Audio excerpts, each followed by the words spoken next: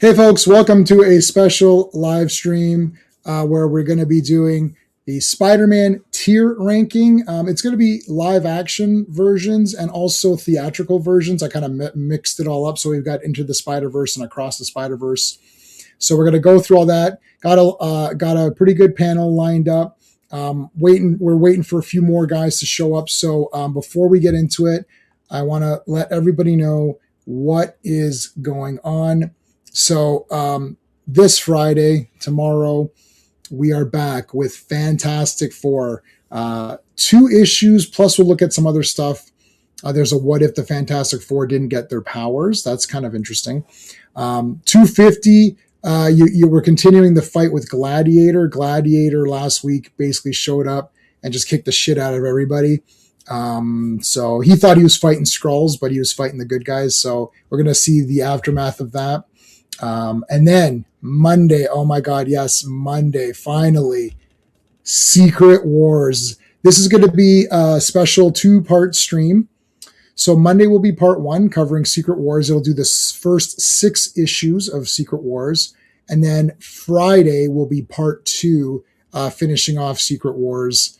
So there won't be an Avengers or a Fantastic Friday next week. It'll be Secret Wars week.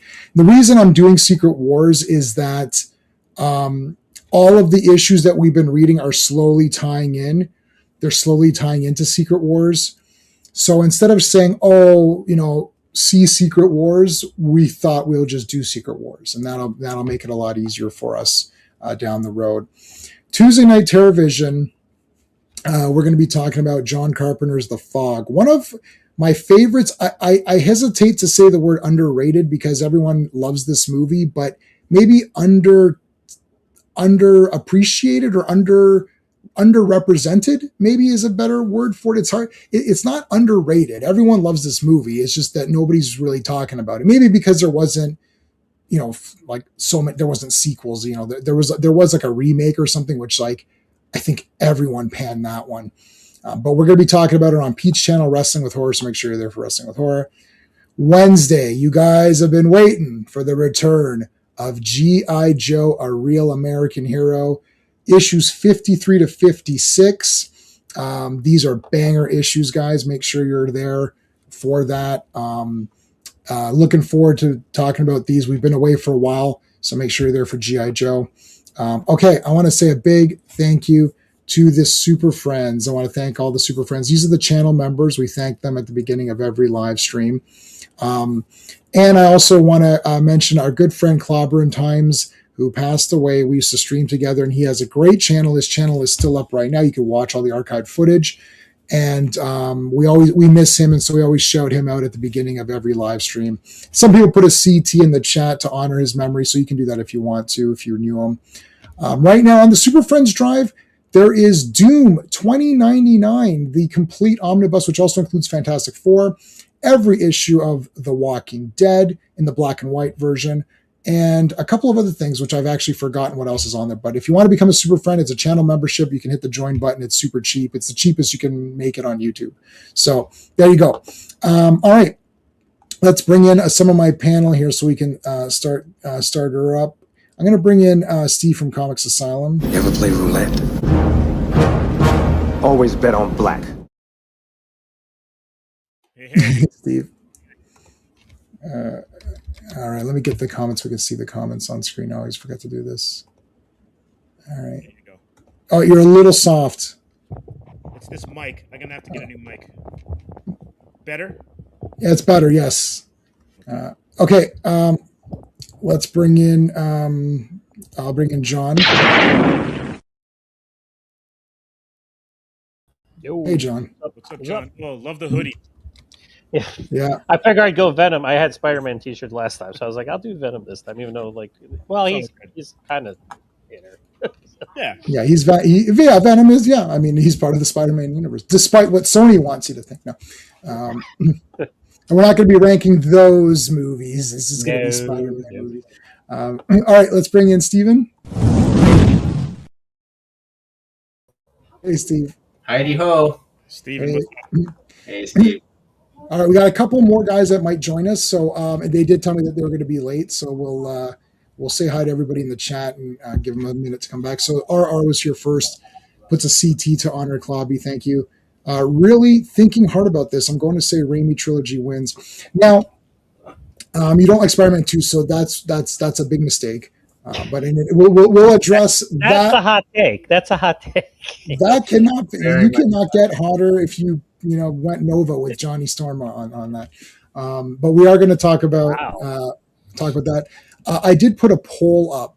So the poll only gives you 4 options. So the way I did it was who has the best Spider-Man move, and you can do it by actor. So did Toby have the best one? Did Tom have the best one? Did Andrew have the best one? Which nobody's going to pick. I'm sure. I'm not saying how the actor was. No. That we will discuss during the ranking. I'm not saying the actor is this or that. We're just talking about the movie itself, the total package. Quagnar, one of our super friends, is here. Hey, Quagnar. And Quagnar always puts great stuff on the drive. He put, I think, is Marvel Superheroes still there? Thor? Is the Thor stuff still there? Let me take a look. Super Friends. What's going on here? Yeah. Okay, so we got Walking Dead. Oh, Secret Wars Omnibus, Doom Omnibus, and classic crossovers with Marvel and DC. That's all on there. And Marvel Superheroes Thor. That's the old cartoon of Thor. So that's on there. So thank you, Quagnar. Appreciate that. Could not be reached for the comment. Yo, Joe. Hey, how's it going? Thanks for being here, buddy. We've been doing Secret Wars 2. Yeah, why not? Beyonder in his disco outfit or whatever it is. Listen, he's got to wear something. Why not? Fire for sure. Why not wear disco? If you can be disco, then you can't go wrong. Can't go wrong with the disco outfit. So 1 second here.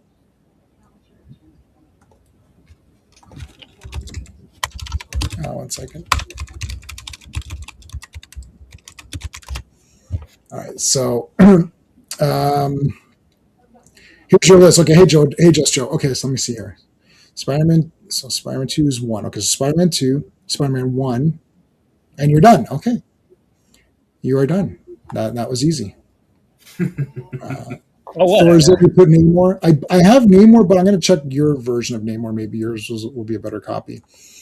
So my one of my panelists is just as he said he's going to just be a few minutes. He said around 7:15. So we'll get into that in a second. But the comments won't cover it. Before we even do anything, we're going to do the typical talk about Spider-Man. But I only put 5 rankings, so we're going to do a tier ranking. We're not going to necessarily pick the best Spider-Man movie. We're just going to put them in their sections. I didn't know what to name the sections, so we can rename these. I just put just to have something. I put amazing, spectacular, web of, meh, and garbage. Do you guys want to change? I mean, amazing can stay at the top. Should spectacular be the second category? Yeah. What about the middle category? Yeah. Should we call it something else? Like, if you want to go with the naming convention of the comics, you could change garbage with Clone Saga. or wait, no. Better yet, you could change garbage to Madam Web. You could put Madam Web. That's funny. True. Madam Web. That's not a bad idea. We should. You know what? We should add Madam Web. Yeah. Yeah. Oh, please. Oh, well, that's no, because we all know where that's going. It's like, I know, but meh is Madam Web, so you can leave meh. There you go. As the second last one. Okay, so wait a minute. Okay, hold on a second. Hold on. We gotta get to that. Hold on a second. It's got Hold on. Blake's here as well. Let's get Blake in here. So we're gonna give Blake. I always give. He's still new, so I can't make fun of him just yet. So we're not going to go to the making fun of him once. We're going to use my Conan, which is my favorite movie of all time. And is that one of the most epic scenes where they thought he was dead, and then he's like, you, like, that has to be one of the best scenes ever. And they're just like, and they know they're fucked. They're like, oh shit, we thought this guy was dead.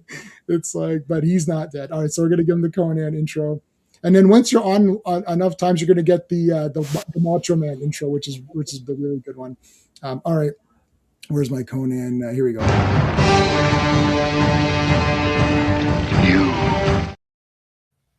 You. What's Hey, up, Blake. everybody?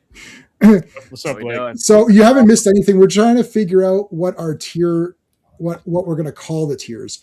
So I started using the comic book names based on the best comic books to the weakest, but then I ran out. So there's amazing. So top tier would be amazing, then spectacular. You guys are good with those two? Amazing, spectacular. Sounds good to me. And then I put web of, which I didn't. I don't know what else to put. What else can I put? Hey Phil, how's it going? Do CT? Thank you, man. Garbage should be one more day. One more day. Oh, Yeah. one more day. Yeah, sorry. That could also be there. R. I know you don't like Spider-Man 2. We're gonna beat you up in just give us a few minutes, and then I think this might be a 5-on-1 tag match. I'm not 100% sure. I didn't watch Blake's stuff. That's a wild comment. Let's skip through that. RR is one of my best guys. He's been with me since like the dawn of time on this channel. So we always, I do this for every comment. I always make sure that everyone gets their chance, but he does throw in one or two hot takes every so often. It's not as that often. He'll throw a few in. This is the hottest take of all hottest takes. Like this is Johnny Storm, full Nova, taking out Galactus.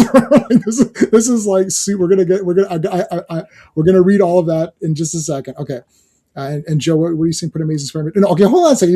You know, listen, I knew this was going to happen. You're getting ahead of us. Give me 1 second here. All right. I'm already having facial reactions. To We're already getting Blake's already having. He's going to have an aneurysm. Give him a second to. We're get gonna be adjusted. fighting tonight. I can feel it. Okay, so Webb, do you think that's okay for the second one? And then Matt. Oh yeah, I wanted to put this in. That's what I wanted to. Let me add something. Sorry, let me add one Maybe more. Madam Web could be a category. Yes, I put it in there. I'm putting. You did? There's Adam. So you want to put? What did you guys say, Madam? No. Steve said Madam Meh. Web. Meh. Oh, Madam Web. Madam. You guys read my So- mind. That's exactly what I was thinking. Madam. But it can't be the second to the worst. I mean, that's Yeah, that's no. yeah. It's gotta be. Okay, I'll put Matt. No, How about man, then Madam, and then Madam. Meh. No, just put Madam Web then. All right, Madam. How do we spell Madam Web? All right, there we Yeah. go. There Okay, you go. all right. So we can just put that there, right there. Yeah. Yeah.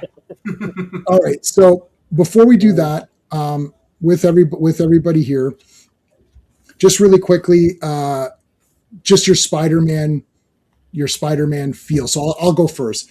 So Spider-Man been with me my whole life. As a little kid, comics, cartoons. Everybody knows if you're a kid, especially my age, your favorite characters were most likely Superman, Batman, Wonder Woman, Hulk, Spider-Man, maybe Captain America.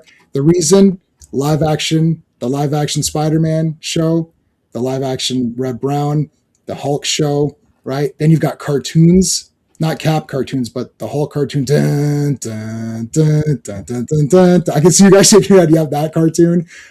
Spider-Man His Amazing Friends, the solo Spider-Man cartoon, of course, the 66 Spider-Man cartoon, which I did meet the voice actor of and got a picture with him before he passed away. Good job, me. And you know the Spider-Man song. I've got a Spider-Man tattoo somewhere yet right there. So love Spider-Man. Relatable because of the look. I know some people pretend that they were reading comics and getting into the story of Spider-Man, which is a lie. You're a kid. You didn't read shit. You looked at the pictures and you thought Spider-Man looked cool. In my opinion, he is the number one best designed superhero character. Steve has mentioned many times the silhouette. It's like you can tell he's always in a weird kind of a pose. There's always movement. He's in a full mask, which means that any kid can look at that and imagine themselves in a mask. They can buy masks. They can dress up as Spider-Man. They can go and pretend. I had the little parachute man Spider-Man that I would always play with and make the noise. Remember the parachute man? They're awful. They're absolutely awful. They're $1. I don't know how many I've broken. I'd break them, and my grandfather would go buy me another one because my grandfather was the top best human being on planet Earth. He would buy me anything. I'd be like, I broke it. He's like, let's go get another one.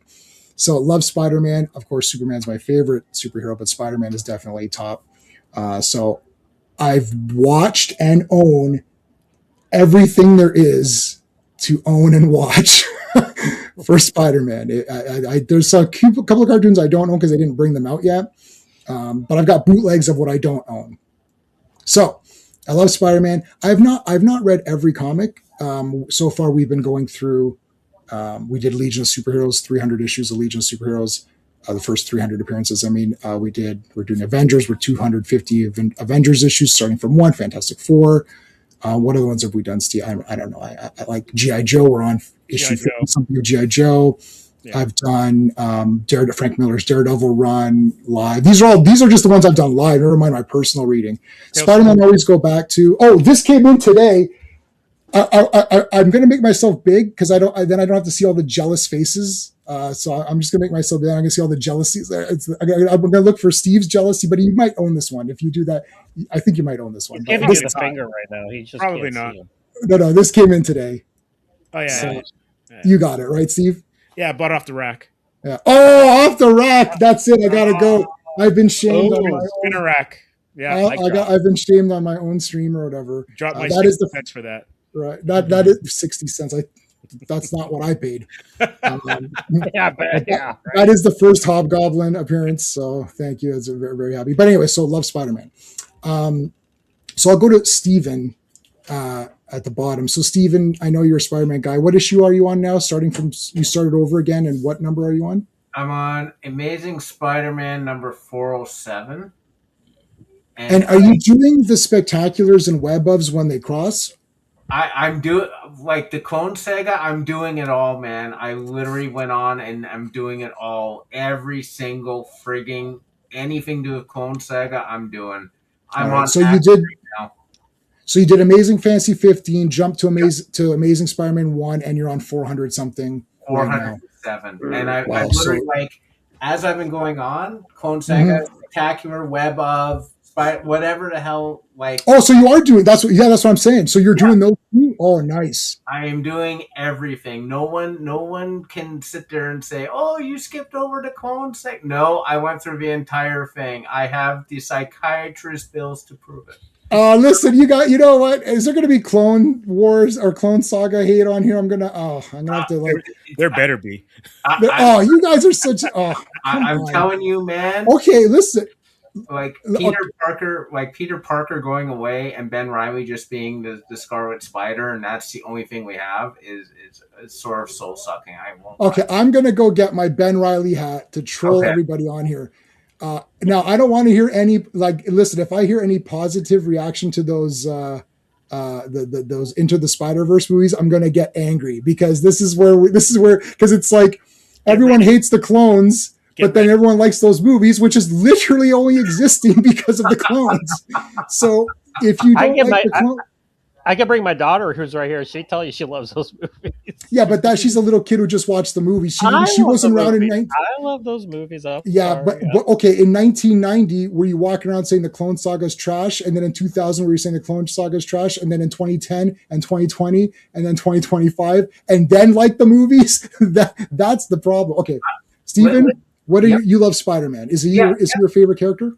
Or Batman? It's so tough. It's literally a vortex between Hulk, Batman, and Spider-Man, and I love all three of them for very different reasons. Okay. Yeah. I will say that Spider-Man is the most normal of the three, and that's why I really like him, is he's just your neighborhood Spider-Man. He's the average Joe superhero. And I love that part of him. So yeah, any given day, I will change my answer between those three, but it is literally those three. I almost can't rank them because it's a day by day thing. Right. Well, Batman is also, I mean, for me, it's Superman, Batman, Wonder Woman as my top three, but then after that, we'd have like Cyclops. I really like Spider-Man, Hulk. Who else do I have tattooed on me? Jean Grey, Hawkeye, I like as well. Daredevil's pretty good. Wolverine. So like Iron Man, probably Iron Man's like top 5. I'm trying to complete volume 1 of Iron Man. I'm more than, guys, I'm not that far from completing every Iron Man comic, like from not every, but the real ones with volume 1. It's like 380 or something. I've almost got them all, including I do have Iron Man number 1. Okay, so yeah, you love Spider-Man. Blake, I'll go last with you because you're John. So John, you and I don't really. We're like we're the action guy. We talk about action movies, GI Joe and Transformers stuff. So Spider-Man, are you a big Spider-Man guy, or because I know Punisher is kind of your guy? Is Spider-Man up there, or? Yeah, of course, yeah. I mean, like I'm an action guy, but I'm a comic book guy too. I was collecting comic books when I was in my single digits. So is Spider-Man? Does he rank in your like top 5 superheroes, or? I mean, I don't want to be like say no, but I love him. I mean, but I like in terms of breaking him, I that's fine. Yeah. But here's the thing: like I was born in '72, so like when I was growing up in elementary and going into elementary school and stuff like that, they were playing the original animated Spider-Man series on television. So I had that, and then '77, you had Nicholas Hammond doing it live action. Which, if you watch it now, you're just, I mean, most people will just like balk at it, but I mean, well, I'll beat them up. No, I love it.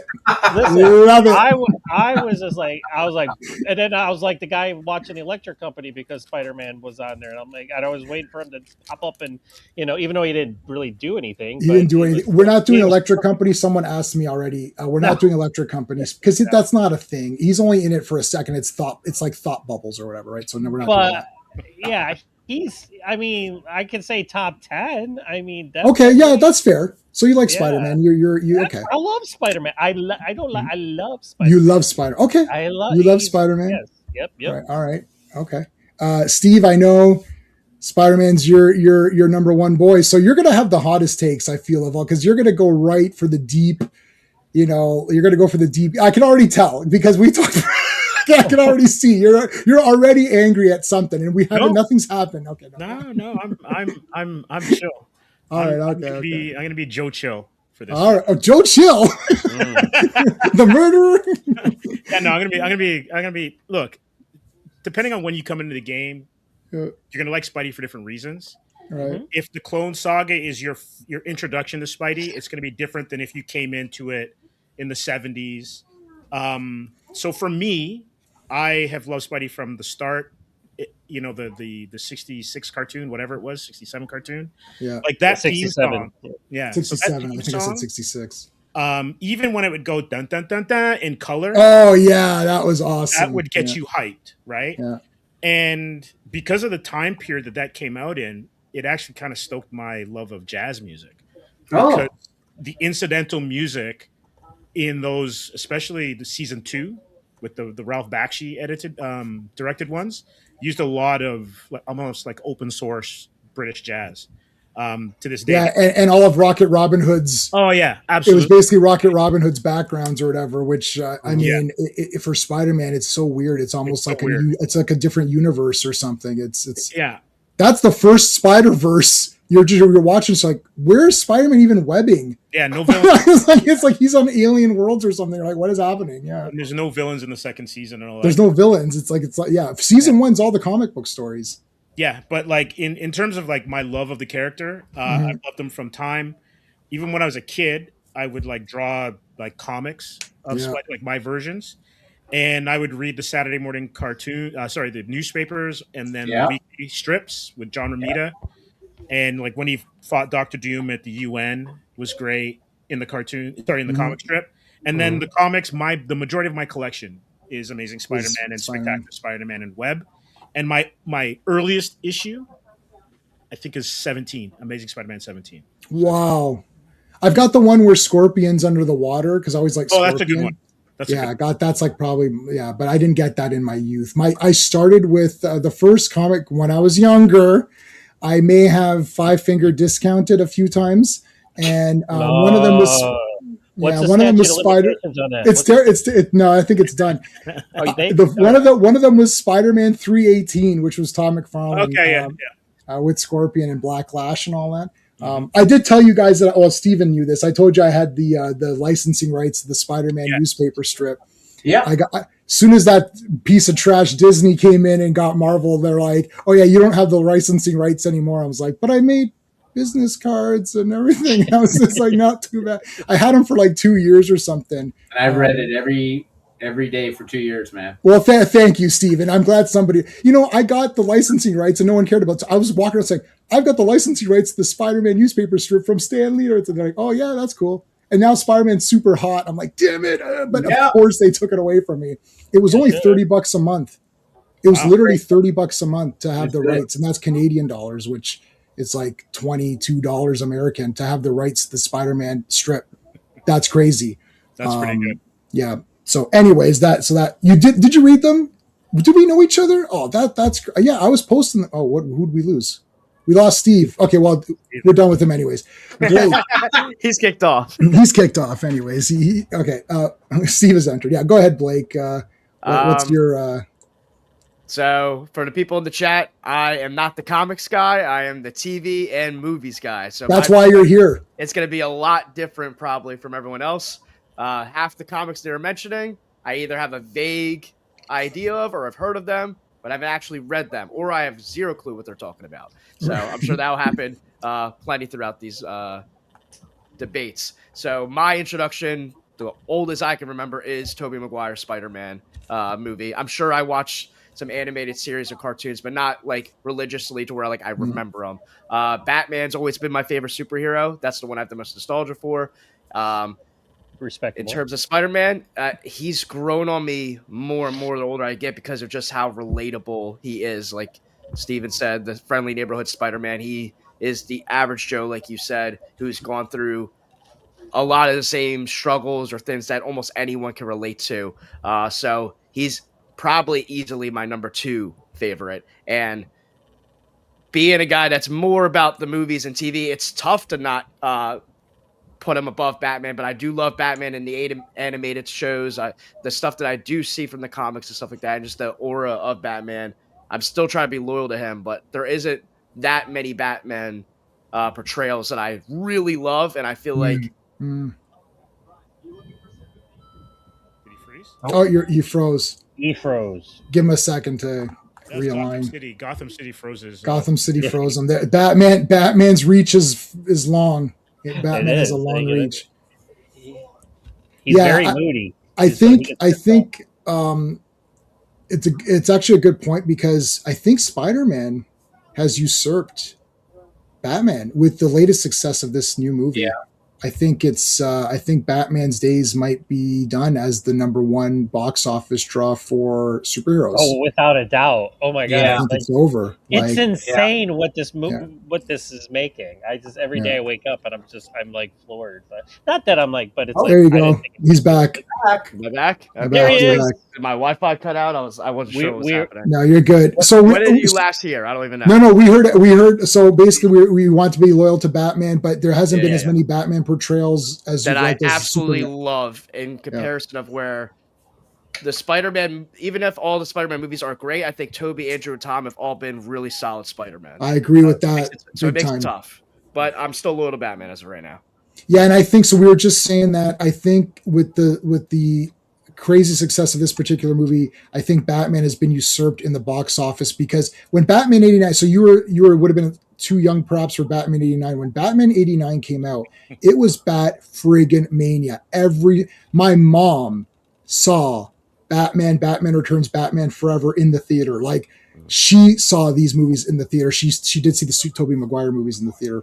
So like everybody was gone. Like I dressed up. We did my friend. We took my friend's car, made it the Batmobile. We all had Batman shirts, hats. I've got a Batman watch from like 1982 that my grandfather got me. I still have it. It's it's awesome.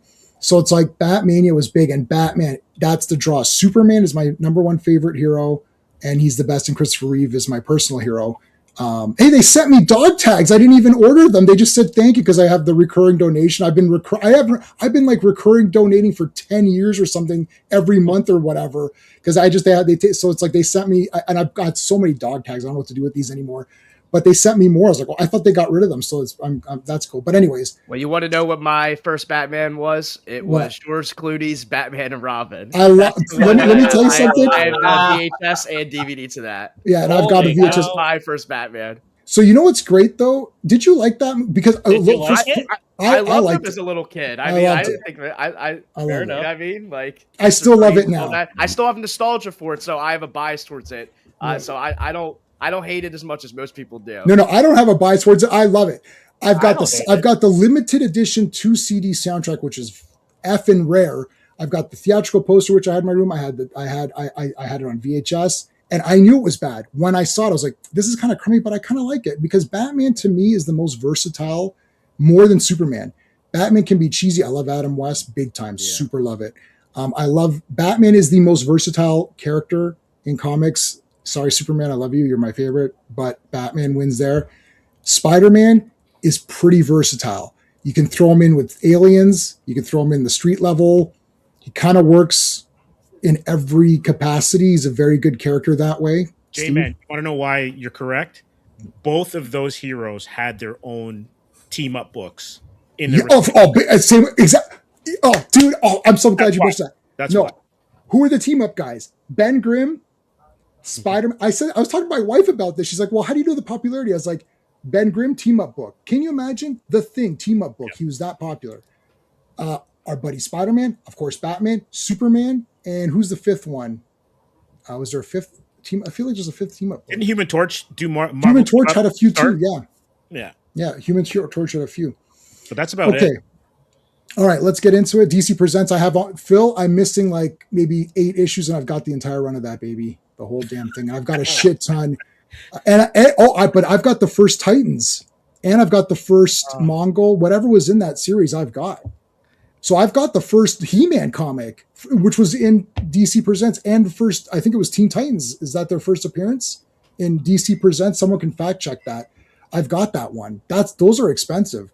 Okay, J-Man, before we begin real quick, I think you messed up. I think you meant to put Madam Web up in Amazing, right? Oh, yeah, you're right. Sorry, dude. I'll put that right there for you. It does have hot chicks in it, so it's kind of it does, but they're in regular clothing, not in the costumes they promised us in the that movie. Is the flaw. It's like, can we get more cleavage, please? I went to go see that in the theater by myself like a perv, and I'm sitting there waiting for the good stuff, and nothing happened. I was like, really? I wore my sweatpants and everything, and like literally nothing happened. What a disappointment that was. Okay, I mean, look, now we're not ranking them yet. We can rank them within their tiers. This is just tiers. This is Spider-Man 2, Tobey Maguire. Is there anyone on this panel except for RR who we're gonna say RR? No, he's not on the panel. He's that's not on why. the panel. Well, he's not on the panel, so he doesn't get a say. So that's all right. Sorry, RR. Yeah. Okay. Is there anyone that doesn't think this is top tier Spider-Man? There's a lot to go through. Well, easy. This is an easy peasy one, right? Easy. On my TV right now in the background. Yeah. For the vibes. Easy. Okay. So the positives, performances all around easy. Second, Danny Hicks is in it from Evil Dead 2. I don't know if you knew that, Blake. You just watched Evil Dead. The guy from Evil Dead 2, his name is Danny Hicks. He's on the bus of Spider-Man 2, and you just watched Evil Dead, and so he's in Evil Dead 2 because it's Sam Raimi. Sam Raimi uses the same actors. Yeah. And I don't know if you knew this, Blake, but Ash's car is driven by Uncle Ben. Yep. Uncle Ben drives Ash's car. Yeah. Really? Yeah. Sam Raimi loves that car. He always throws it. It's a classic. Bruce Campbell calls it a piece of junk. So Spider-Man 2, it's that movie. So my wife only likes Christopher Reeve's Superman. We've watched all the Batmans. Her favorite Batman of the ones we've watched would be Batman Begins. But even that, she thought, yeah, that was okay. She's like, but she's not dying over it. She doesn't care about superheroes as much. She only likes the 4 Christopher Reeve Superman movies, and only Superman if it's Christopher Reeve. Everyone else we've tried, she's like, no. Spider-Man 2 is the only movie where she's like, wow, that was really good. All the other Spider-Man movies, including one she likes part 1 and 3, she thought was okay as well. The other Spider-Man movies, she thinks it's okay. Like, we're going to watch Brand New Day. Like, she's like, yep, I'll see it when you get it on 4K, so we're going to watch that. She's watched them all. No problems, but she's not really dying over it. She's like, yeah, that was cool. And then, all right, move on with her day, right? But Spider-Man 2, she loved. I think this movie transcends, where it's just awesome for anybody. You got the world of Spider-Man, which is Jameson, him trying to find a job, the Bugle, he's a photographer, Mary Jane and her acting career and all that. That's from right out of the comics. I just read the issue where she talks about her past with her family. I just read it today, not in preparation for this, just because it happened to be the next one I was reading. You've got Aunt May doing the speech about heroes and everything. That's bloody awesome. You got Peter doubting himself, all that classic stuff. You have the classic garbage can. I don't know what issue number it is. You guys can, Steve can tell me or whoever. I don't know what the number is. The Romita The Romita issue. All that classic stuff in there. Dr. Octopus is just badass. The fights are kick-ass in that movie. You had Kirk Connors, who didn't go anywhere, but you had the university angle. That was kind of neat. I know RR has a lot of issues with like sort of the overall story of it and how like Doc Ock's issue 50. Thank you, Phil. Yeah. See, Blake, I don't need to remember anything. The chat tells me everything. I don't need to remember what number anything is. They just tell me. It's within 1 second of me asking. So you got the issue 50 cover, and it's not just a cover that they shot in the beginning of a montage for like Brand New Day. It's a cover that plays a factor in the story of the movie you're watching, throwing the suit in the garbage. Yeah, it's a panel. It's a panel. Yeah, it's not the cover is the shadow of Spider-Man. He's walking away, but yeah. You guys know what I'm talking about. Yep. It's a panel, but it plays a factor in the story, and it's a powerful moment in the movie.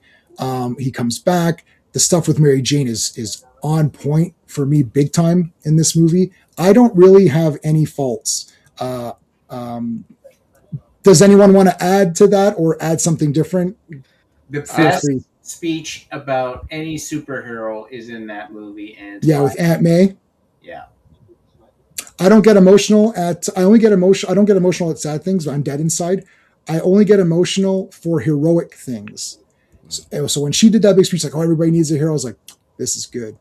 Like, this is good shit right now. So I really like Spider-Man 2. Anyone else? That speech was incredible. This is one of my favorite movies of all time. I would agree with that. It's really up there for me. Like I said, this is the movie that I feel like defines Peter Parker Spider-Man as a relatable character. Like you mentioned the Aunt May speech. I love the speech where he's struggling and he looks off on his balcony. He says, am I not supposed to have what I want, what I need? What am I supposed to do? While he's wrestling with needing he just wants to live a normal life. He wants to be in a relationship with Mary Jane, all these things, but the burden, the responsibility that he knows that he has, that he's wrestling with the entire movie, was just such a powerful thing. And I mean, just iconic scene after scene after scene in this entire movie. The characters, the love connection with Mary Jane, and the fact that she's off with another dude and he's can't be with her because he wants to protect her, and just the James Franco element of every single thing. Yes. It's just like everything in this movie is peak to me. This movie is incredible. Yeah.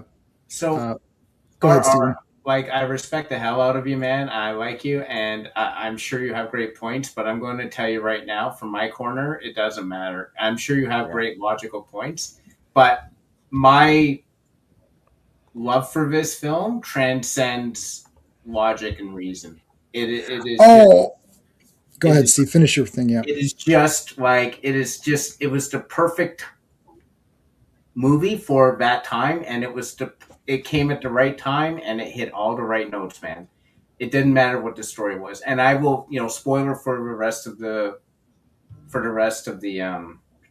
Stream for the panel. I'm not going to put any Spider-Man movie in Madam Web because I just love the character so much. Even if I totally dislike the movie, I will not put it in Madam Web because Spider-Man's still awesome.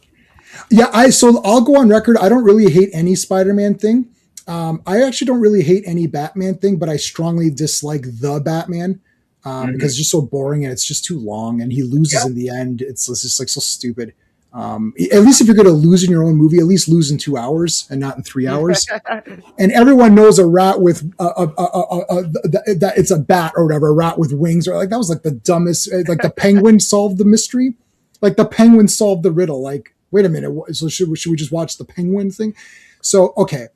I mean, we all like Spider-Man 2. Can we put Spider-Man 1 also in amazing? I'm willing to do that because my only gripe with Spider-Man 1 is Green Goblin's outfit, and that's the only gripe I have. Yeah, Yeah, I like Spider-Man 1 definitely belongs in Amazing to me. It's a perfect 1-2 punch. Every time I watch Spider-Man 1, I think this is the best Spider-Man movie. And then I watch Spider-Man 2 and I change my mind. I was like, so it's that good. Yeah, I think they're back to back. If Green Goblin had a closer outfit to what he had in and I hate the naming, whatever the three Spider-Mans together, Yeah. No Way Home. Yep, No Way Home. No Way Home. Okay, if he had the mask and that costume from No Way Home, then you'd have Spider-Man 1 and 2 be almost neck and neck, and you can almost pick by which villain you like better, because Willem Dafoe was absolutely like, I wanted to hug him. I was like, buddy, you're a Green Goblin. You're so awesome. I was like, you're like, there's only a few guys. This doesn't happen too often. And I actually think Willem Dafoe is be careful what I say. Willem Dafoe is a better Green Goblin than Alfred Molina is Doc Ock. Sure. You know what the Right, problem? like- you know what the problem is? That. How do you take Willem Dafoe's face and have him be unmasked as Norman Osborn, and then mask him as Green Goblin? His face had to be, or some iteration of that face had to be in Green Goblin's costume. You can't hide him behind a Power Rangers mask. I'm sorry. Yeah, he is so yeah. But I love Power Rangers. I know everything from Power, but anyways, but that's a separate thing. I love Power Rangers. I have no. That's not. Blake, I not own it Spider-Man. all. I own it all. I've met Power Rangers. I met the Green Ranger before he passed away. Thank heavens, I got a picture with him. Okay, so those two are. Does anyone like? Are you guys okay with those? Yep. Those where everyone's Yeah. good. John, you're okay with? Oh, You're talking- absolutely. okay. Absolutely. We're gonna leave brand new But day let till me the just end say, because let me just say that's the movie where Mary Jane runs past the Punisher stunt double. So it's like, I really liked Kirsten Dunst in these, and I kind of sided with her on part 3, but we'll get to part 3 later. I'm not gonna do that one next. All right, Madam Web is junky. That's obvious. Let's go with how about the Amazing Spider-Man? Now, the Amazing Spider-Man to me, I like Andrew Garfield, but the costume. I didn't want Blake did a ranking of the video of the costumes, which I did not watch. But I don't know for sure, but this costume sucked big. After coming from the great Tobey Maguire outfits, even in the black costume, I thought he looked cool. This costume was so junky. Now, Amazing Spider-Man 2's costume, that's a whole separate thing. But Amazing Spider-Man 1 costume, I thought, well, this looks trash. I do like Andrew Garfield. I think he's very good. Slightly underrated, maybe. I like Emma Stone. Yep. There's too many Emmas. Emma Stone. I like Emma Stone. I like our boy Captain Stacy. We got our boy Dennis Leary, who's awesome. And that's kind of where the liking stopped. Like the lizard. Why was the lizard a Goomba from Mario? I didn't understand why that. Like, why couldn't he be a man lizard? Like he's a man lizard. Like he can. He looked terrible. And then it's just like, I'm like, what? And then it's like, let's find out about what happened with Peter's parents. Oh, I've got an idea. How about we not find out and just do the movie? Like, what is going on? I don't care about his loser parents. Or maybe they were spies. Well, I don't care. It's not Spy Kids. It's like, I don't care about this story. So I was just sitting in the theater thinking, well, at least Spider-Man will look cool. Oh, wait, he doesn't look very cool. So I'm like, I don't care about the story. I don't care about the costume. I don't care about the villain. The actors are good. So that's where I'm left with. So for me, I would put it in meh. So let's go down to Steven. Steven, what are your thoughts on The Amazing Spider-Man? The Amazing Spider-Man suffers from 4 problems. All right. First problem is the costume is awful. Second is going back to the origin again, throwing in the briefcase and the parents, not needed, not necessary, didn't do it better than the first one, so it comes across as dead air. The relationship between Gwen Stacy and Peter Parker is completely nonsense. It was written by a blindfolded man who was high on drugs and writes like a 6-year-old. Wow. Every piece of dialogue is between those two is absolute garbage. And Dennis Leary is horribly miscast as Captain Stacy. He is angry at Peter Parker for no good reason, uncontrollably angry because he's just playing Dennis Leary. He's not playing George Stacy. Steven, That's true. But I like Dennis Leary. but Steven, does that performance now hit home harder in terms of how off it was now that you've read the source material so recently? Oh yeah, oh yeah. It's even worse now, Steve. It's even worse now. That's Like yeah. like now when I watch it, I'm like, Captain Stacy was the exact opposite of this, and He's I a father figure. Captain yeah, Stacy in the he's a father. comics was like Joe Robertson. Yeah, He is the exactly. guy. He's the guy that sussed out his identity first. He's the guy that wouldn't call him out Yep. and Yep. expose him, and did everything he could. Kind of like how DeWolf Yes. Toilet Yeah. Now in this new Yep. movie. That's what Yep. Captain Stacy was, but as a father figure, not a mother figure. Now, correct Okay, me. so poor representation of Captain Stacy is one of is a so that's a good point. Sorry, Stephen, what were you gonna say? Yeah. So, Steve, correct me if I'm wrong. Yep. Was Captain Stacy not the one who told Gwen to give Peter Parker a chance? Yep. Because she hated him. Yeah. Right. So they took let's say they shorthanded some stuff from the comics just to get Gwen Stacy involved. Yeah.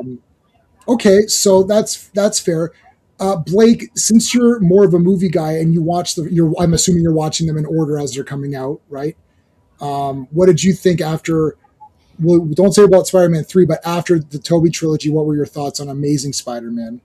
So I didn't even watch the Amazing Spider-Man until later in time. I didn't see it when it actually happened. But when I went through and rewatched, or from the beginning, from Tobey, moving on, from that perspective of it bringing back an origin story, I guess in retrospective you can say you respect them for trying to do something different, but it's terrible in every fashion. It tries so hard to not be Tobey Maguire Spider-Man 1 that it just adds all this stuff. Like you said, the parent storyline is easily the worst thing they could have done in both movies. Tasm 1 and Tasm 2. It's a waste of time. Nobody cares about it, and it's taken away from all the cool Spidey moments we could be having, building out the relationship with him and Aunt May. The best part of Tasm is his relationship with Gwen Stacy. Andrew Garfield and Emma Stone's chemistry is perfect. It's off the charts, and we're wasting a lot of time with the parent storyline, more so in Tasm 2, I think, than even in Tasm 1.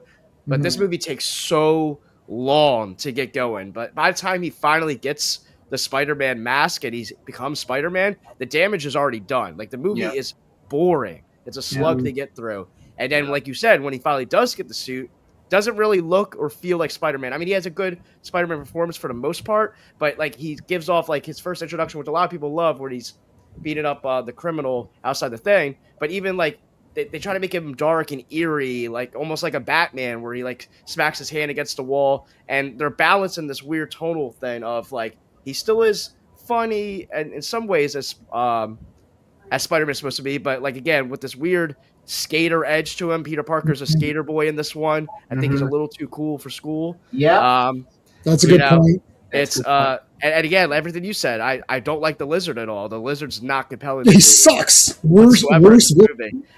So he's definitely towards the bottom out of I'm thinking about making a Spider-Man villain ranking video as well. I really don't enjoy his villain, so I could really care less. The best part of this movie is his relationship with Gwen Stacy, but it's not strong enough. All right, so leave it in the meh zone.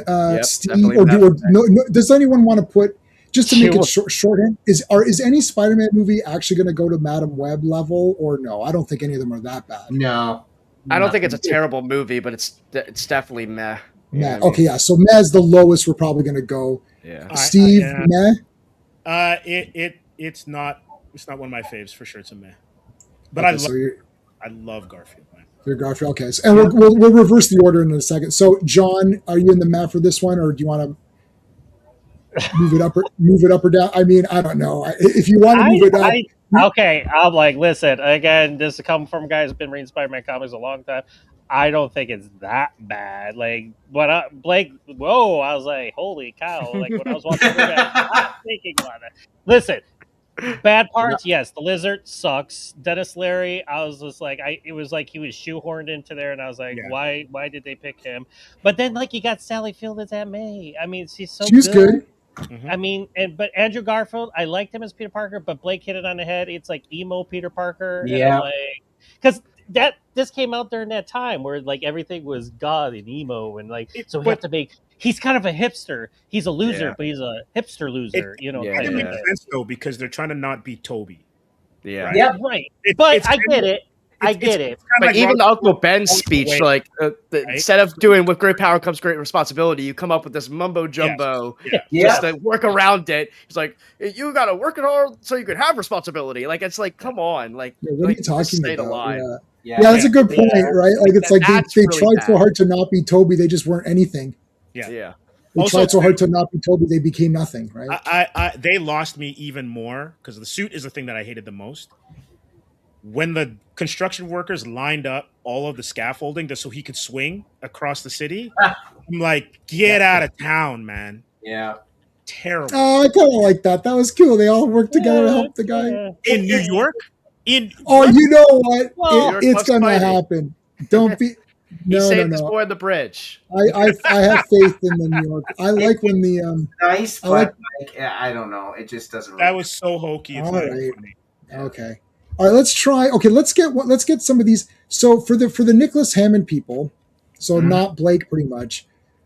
I absolutely loved the Spider-Man TV show. I'm just putting in the middle just for a second, just to see. I loved the live action TV show. There was a clone in it. They cloned Spidey. That was kind of cool.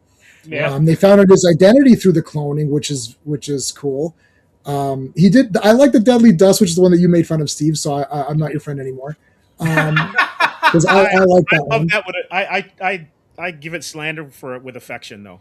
But he fought in that Ghost Town. That was cool. Or in that thing, and they made their. So I liked the show. He shot rope instead of web, but because they were actually trying to have him shoot rope. I don't know. It was so weird. 1977, man. That was That's good. the best they could do.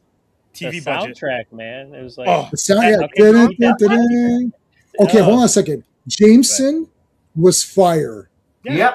Second Yeah, best they James. got- Second yeah. best Jameson. Oh no, third. No, who's second? The cartoon. Oh yeah, but we're not doing cartoon. We're doing live Not doing action. cartoon? No. live action, Steve. Live Yeah, action. live action. No. J.K. Simmons is 100% Yeah. the master. He's Okay, above that's amazing. Oh, he's above amazing. Yeah. Yeah. But Jameson in that show was really good, Good. and they had some very attractive ladies who were his co-stars Oh, yeah. in that. Yeah, And Morgan one of the Fairchild women- was in there and stuff. Like Wasn't she Isis? One of the Isis was in there. girl. Oh my God, yeah, she's awesome. Fire. That show is that's a show you can't talk about because of the name. But Mighty Well, the Isis is thing- like the best superhero show of all time. if you're gonna really hit the show for like a negative aspect, it's because they didn't have licensing for like any of the villains and stuff. Yeah, like so that. no villains. So that's one of the He big was the- negatives. bank robbers and like you know Yeah. mobsters and stuff like that. So where should we put I mean, it, if guys? you're gonna- yeah, Where do you want to put it, John? In I agree with you, but like he's fought so many bank robbers and stuff. It didn't bother me. It didn't bother me at all, actually. So where do we put this one to get it out of the way? Put it in I web- would keep it in web off. I mean, I'm like, listen, like I said, at the beginning, I said like this is what I was watching when I was 5. So Mhm. like that with the animated show, and then my first comic book was issue 129 of the Amazing Spider-Man, which included who. So it's like I mean, 129 it's is Gwen like and the Punisher. Punisher, Amazing yeah, Yep. and Gwen But, and Miles Warren. I think Yes, So But, that's a lot of people. Oh, Gwen's gone. Oh no, Gwen and Miles. It's No, Mary- Yeah, it's Miles Warren, but Gwen's it's Miles gone. and it's Miles Miles Warren and Warren, yeah. Punisher. Is that Miles Warren? And, okay. So sorry, Gwen was I guess right before that then because that's when. 121. 121. Okay. So all right, 121. All right, sorry, my bad. would you guys But be to answer opposed? Would you guys be opposed if it went to Spectacular though? Because it No, not me. I love it. I was just gonna say that, Steven. I was just gonna be like, can you put it? Yeah, I Okay, was like, I'll 3 put votes it for up there. Spectacular. That's So, it. It's done. here's why I'm down with this one. Because up until like the Brand New Day and what's the one with Garfield, Amazing Spider-Man 2, other than the utility belt, one of the best costumes. The costume's pretty awesome. Costume's pretty awesome. awesome. And the legacy of this show, I know we're not talking cartoons, but if you look at the 94 Amazing Spider-Man cartoon, Which is Yeah. awesome. Spider-Man cartoon, that's Nicholas Hammond's likeness as Peter Parker. Oh yeah. Oh damn. Yeah, you're right. Same hair, same everything. Yeah, And then Nicholas as John Hammond's said, badass. That good. soundtrack is on fire. Yeah, and we'll look at pictures of Mighty Isis after, just to remind And everybody. they tried so hard. They tried so hard to make him look good climbing up the wall. So Yeah. it's I like, mean, it was a real guy climbing the wall. It's Yeah. a real person climbing the wall. yeah, So like I mean, you know, it's- you're not pulling them up, like they like hard. Like, all right, let's get Rope this them one out of up. the way. We don't have. Let's get this one out of the way. Hey, Andrew. Hey, guys. Okay, so hey, everybody to chat. This is the Spider-Man Japanese live action show. It is one of the first, perhaps the first, to have giant robots. So this is before Super Sentai, which is Power Rangers, before right. even like Ultraman. So this is Spider-Man who gets the spiders. He presses the button and his suit jumps. His suit, I believe the Japanese suit is better than the Nicholas Hammond suit, in my opinion. It's pretty awesome. And the guy's very athletic. That's pretty good, but yeah. Pretty good. He's very Yeah, athletic.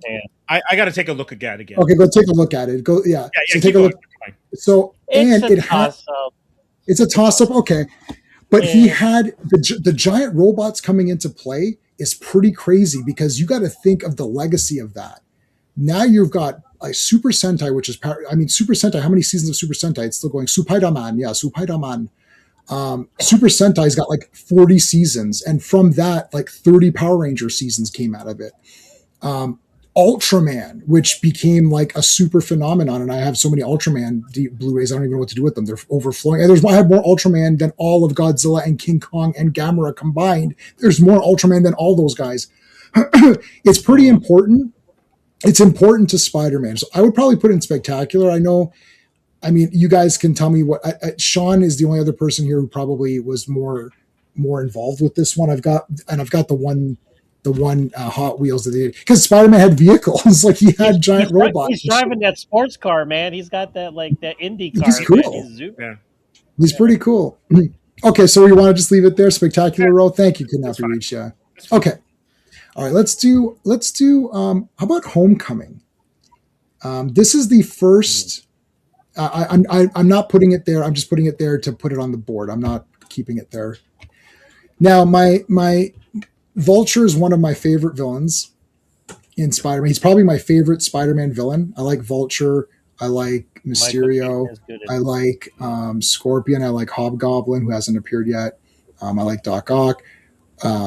I thought Michael Keaton was just badass. And I'll tell you one positive. He's a crook. There isn't this bullshit of, oh, he murdered his dog, or he's Spider-Man's best friend's neighbor, or some shit like that, or like, oh, Spider-Man, didn't deliver his pizza and he's all pissed off. But he is related to the girlfriend or the girl that he's trying to get. Right. So they put but not a straight on connection, but he did have the fur. I only have one gripe with the Vulture. I wish his jacket was green and then he'd be more green. That's literally it. Otherwise, the fur looks good. I think the mask looks great. I think adding a mask to Adrian's costume is cool. I'm not a fan of Spider, like Iron Boy or whatever. I mean, Spider-Man predates all these guys, or not predates. He's a solo villain. Hold on a second. $5. Thank you, Stephen. I don't want to ruin the film for everyone's going to. I know. Art, you're the best. Yeah, I love it. And you nothing can be ruined for me because I'm too much of a shill for some of this stuff that it just can't be ruined. But thank you for the super chat. What do I got? I don't have any Spider-Man related things. How about we'll give you some of the ScarJo? That's a good one. Oh, this is a good one too. Don't worry. You wouldn't ruin it for me anyway. I just wanted to address it because, you're a cool guy, and I just wanted to say something. Yeah, and we'll look at your points because I know you've been writing some points about Spider-Man 2. We'll get to those as well. So Homecoming, I wasn't really a fan of a lot of what was going on, but I still kind of thought it was kind of neat. Vulture was really cool and pretty scary.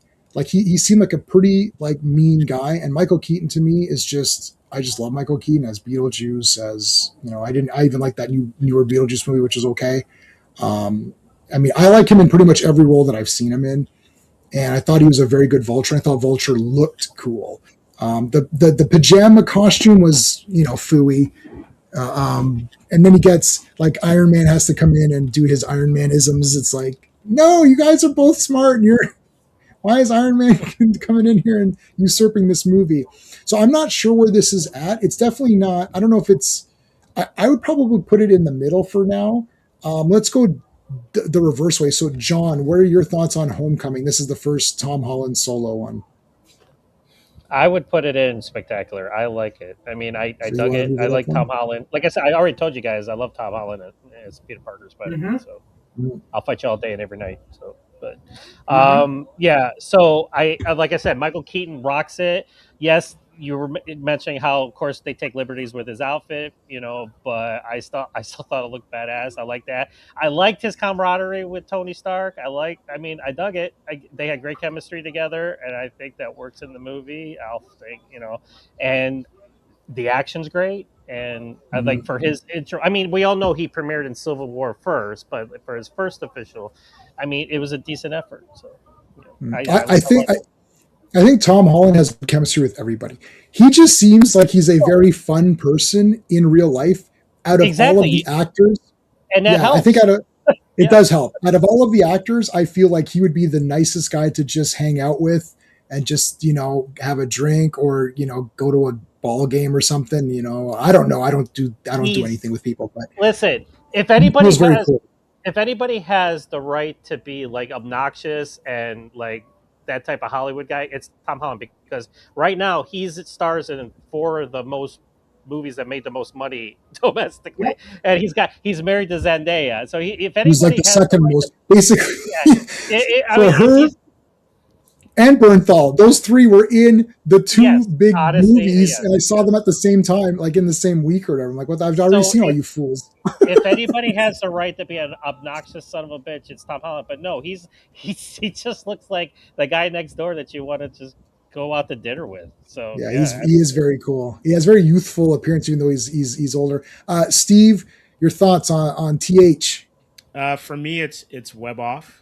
All right, so back down to 1. It's not spectacular, and it's basically because those Spider-Man purists. Oh man!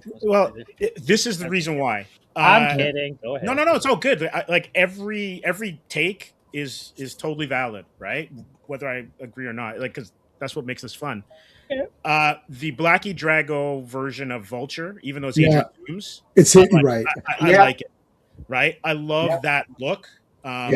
I agree with you, J-Man. If the jacket was green to keep it more, Vulture-esque. But it is Blackie, you're right. Who is from the '67 cartoon. Adrian Toomes is not in that cartoon. But okay. It's Blackie. Right. Yeah, right. Blackie, And so I do like that. The fact that Liz is his kid is kind of weird because that should be Liz Allen. But they do a lot of weird stuff with the characters.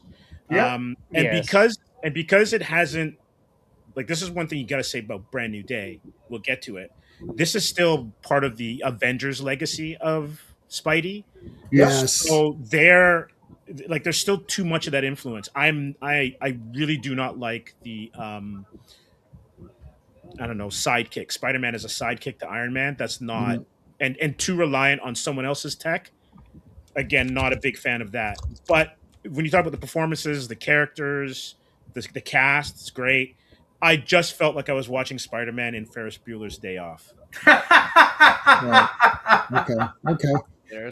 All right. So Blake, this is. Did you see this one in the theater? I did not. Okay. So I saw this one all later too. Right. I don't want to be too tough, but I'm leaning towards meh. I'm fine with Web Off. This Spider-Man movie is pretty mediocre to me. It doesn't have any like actual we talk about the moments of like Aunt May's speech in Spider-Man 2. Right. Like the best of these guys, the Spider-Man and the Rubbles, I get it, whatever. And he's like, I come do it, Spider-Man. But that doesn't really move me that much, to be honest with you. I do not like the suit. I don't like the little spider. The black things he's got on the side. Never been a fan of that. I don't like Ned in this movie. Ned grows on me in the following movies, but in this one, I found him really annoying. In retrospective, he's less annoying because I like him more in the future. But I absolutely hated him the first time I watched him. The relationship connection, this is easily the weakest one. I forget the girl's name, but it's not Zendaya, obviously, in this one. Liz or whatever. Liz, yeah. It's fine. It's whatever. I get it. They're trying to do something different. We're getting a teenage Peter Parker. He's playing a 15-year-old, but this is the one where he is Iron Boy Jr. He is, trying all he can to kiss up to Tony Stark. He's begging Happy for attention. Happy's not even paying him any attention. Vulture's cool. He's fine. The twist of Michael Keaton's Vulture being the father of the girl he was pursuing the whole time was a big twist, and I remember being pretty shocked when that happened. And the car scene is incredible. He's pretty rough in that, man. He's like, I'll kill you right there. Scene. Yeah. But the finale in the end, yes, it happens in other Spider-Man movies to a degree, but Spider-Man really does nothing in this movie in terms of like actually being a hero to like save anyone or do anything special. Iron Man saves him on the ferry. Yeah, they just try to reenact the Toby holding the train thing. Yeah, Iron Man comes and save him, right? And then later when he's fighting the Vulture pretty much just destroys his own tech, and Peter Parker's like, "You're gonna die!" Like he's like freaking out, but he was getting murked the entire time. So I don't know. Spider-Man doesn't really do anything cool. He's just kind of hanging out. He's talking to Karen, the Iron Man tech, the entire time while he's isolated. He's just kind of meandering the entire movie. It's just there's just nothing really that special to gravitate to. I mean, him climbing up that building, that was a decent scene, but like the Washington Monument. But besides that, I mean, he's really just hanging out and doing nothing. And I don't think it's that funny. I think if the movie, some people love it because they think it's a really funny Spider-Man movie. And if I found it more funny, then maybe him just hanging out would be cool. But this movie does nothing for me. It's okay. I'm kind of leaning towards what you're saying because like I'm agreeing with all your points, and it's not one that I think that I need to watch, even though I really like Vulture, like he was cool. And I'm going to have the same opinion on the next one with Mysterio. But Steven, I guess. So Steve and I are good with Web. I'm totally good with Meh, to be honest with you. I can leave it right there. I can put it right there. John, you're alone, so unfortunately, you've been. But listen, turn the tides real quick. You turn the tide, buddy. That's it. I love being a one-man army. I'm all good. No, Punisher. Just like Punisher, baby. Just like Punisher. That's why Punisher is your favorite guy. Yeah, right. No, this is why I like having Blake on, because because he's a movie only guy. It's important to see, because there's a lot of people who are coming at these characters as movie characters. We're coming at these characters as comic book characters that have been translated to film. So you need a perspective of someone who's just looking at the movies to judge them fairly on just what the movie has to offer, versus I'm always going to come in with baggage. It's going to be impossible for me to not have baggage going into any of these movies. The ones that I end up not critiquing that much are the ones where I didn't read the comics and I can almost judge as movies, right? The classic example is Constantine, where everyone loved Constantine, but nobody read Swamp Thing. And I did read Swamp Thing. And I've explained, and to me, Keanu Reeves, that was a fun movie. I was like, that is not Constantine. This is outrageously awful. Like, he's not British, he's not blonde, he's not even in a tan jacket, for Christ's sakes. Like, you can't give him a red tie. Like, it's brutal. It has nothing to, it's a cool movie. And all my friends were like, no, it's really cool. I was like, I can't, because it was so far removed in my eyes that I couldn't get to it. I just couldn't make it. I own the movie, of course, I've seen it a few times. So, but that doesn't mean, that's just because I'm a collector and I'm weird like that. But yeah, so it's good to have someone who's a movie guy who's also knowledgeable on movies in general. So, who can talk as a movie. And yeah, you're right. There's not really a heck of a lot really going on where you're like, yeah, you're just kind of like, yeah, okay, that's all right, So, and yeah, he does, Vulture does beat the crap out of him. All right, Steven, I think I know where you're going to go on this one, but go ahead and tell us what you think.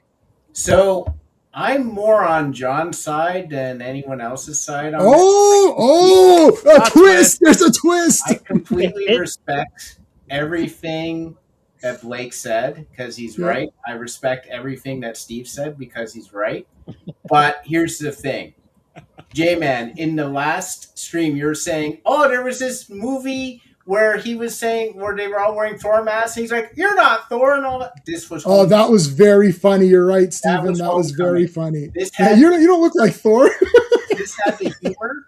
This had, Is Tom Holland a little too golly gee shucks for my taste as Peter Parker? Yeah, maybe a little bit. Like he's a little too earnest, in my opinion. But he was a nice cleanser after Andrew Garfield's too cool for school sort of portrayal, and especially from the first one, and I appreciate that. The thing is that the Vulture is seriously one of the top 3 villains in Spider-Man. He is crushes it. what happens to Peter Parker if he decides to go for money over anything else. He becomes that guy. Vulture is the dark side. He is the sliding door wrong turn that Peter Parker takes. And Michael Keaton doesn't just beat that role, he owns that role. He is the Vulture. There is no one else who is the Vulture after that performance. He absolutely owns that movie, and he is probably top 3 villains of anyone for Spider-Man. So I have to give it credit and at least put it into web of. Okay. Can I say one more thing? Yeah, go ahead, John. Yeah. So I was someone that, like, me watching this, like, from the first time I saw it in the theater till, like, I watch it periodically. This is like still like Tom Holland's Peter Parker getting acclimated to being Spider-Man. So and so I like, you got to go that route too. I mean, yeah, I agree with some of Blake's stuff, but at the same time, like, I was watching the scenes when he was talking, I was just like, that's cool. Yeah, that was a cool part. Yeah, that was a cool part. So I was like, I mean, no offense, but like, I've only walked out of one Spider-Man movie where I was just like, it was okay. So yeah, like, other than that, okay. So. Yeah. Okay. Let's leave. Okay, so these are not. This is not. I'm not. This isn't Moses or these are not set in stone. We're gonna go back. We're gonna give it another once over. Let's leave it in the middle now because we're sort of divided. Some to the pause. Nobody's thinking it's amazing. Nobody thinks it's the top or the worst. So no, you gotta everyone's in the middle section. Fair. It's like what vote wins. So if you guys vote this to be meh, let's leave it in the middle because we're not not. You guys went what two spectaculars and 3 mehs. The web off probably is the right sort of your cutoff. Yeah, it's in the middle. It's in the middle. Yeah, I'm also good to go meh as well. For me, it's a web off. Okay, it's a web of. I'm okay with it being a web of. I personally, I'm a little bit more spectacular, but I'm okay with web of. I agree with everyone's points. So if you want to put it in web of, it's probably the fairest decision. All right, so we're going to come back to these. RR is right. It has one of the, like, a lot of these movies take from the books. It has one of the seminal Spider-Man moments when he's trapped under the rubble in the. Oh, that is a very famous. That is very famous. Super famous. Where that's kind of like his first test. Yes, that's a famous part. Being Spidey, finding the inner. Okay. How about let's do we'll leave some of these fun ones for later. Okay, what about Amazing Spider-Man 2? Now, Amazing Spider-Man 2, I'll start and then we'll go from Steven and up. So Amazing Spider-Man 2. Now, there's what's known in this house as the Christopher Reeve rule. So the Christopher Reeve rule is that if it's Christopher Reeve in Superman costume walking around, it's the real Superman walking around, and that's pretty damn spectacular, and I love it. Oh, I don't think Superman 3 and 4 were that good. Well, you can go away and never speak to me again because you're a loser and a moron. Is Christopher Reeve the best? Yeah, then that's the end of the argument. He's walking around as Superman doing Superman things. Okay. So there's that. That rule applies to many other things. Like, for example, Jean-Claude Van Damme. All of his movies. If Van Damme is walking around, there's a good chance I'm going to like the movie. But same with, like, I love Wonder Woman 84, which everyone always hates and makes, hey, head case, how's it going? And everyone makes fun of me for that, and I'm totally fine with that. But Gal Gadot was Wonder Woman. She looked better in the second movie with her costume. She's the lasso, her stuff with Steve. She's got the invisible jet. She's doing Wonder Woman things. It's a tribute to the Linda Carter show. Linda Carter is in it not as a cameo, but as a character who does stuff, who is a character, not just a 1 second appearance. They gave her a backstory. So she's Wonder Woman. Same thing with Amazing Spider-Man 2. Andrew Garfield in the costume. I'm not talking about the movie now, just for a second. The costume, just him in the suit. It looks awesome. And he's doing a lot of cool shit. He's saving people. People are talking to him. He's interacting with people. It's very cool. I know I have my space system, story, pacing, artistry, characters, enjoyment, but really characters is my number one thing. because if I believe that the hero is the hero in the costume doing heroic things, I'm going to like the movie no matter what. Even if the story is bad and there's a lot, and because then the next thing is first is the hero, then it's the supporting heroes, if any, then it's the villains, then it's the storyline. That's my order, right? Now, Amazing Spider-Man 2 has awful villains, the terrible villains. The story's not that good, but Andrew Garfield in the costume looks awesome. It looks better, I think, than the Toby ones. Yeah. He and him like, hey guys, and like hanging out with people. I was like, man, this is so cool. But the villains and story are so dumb.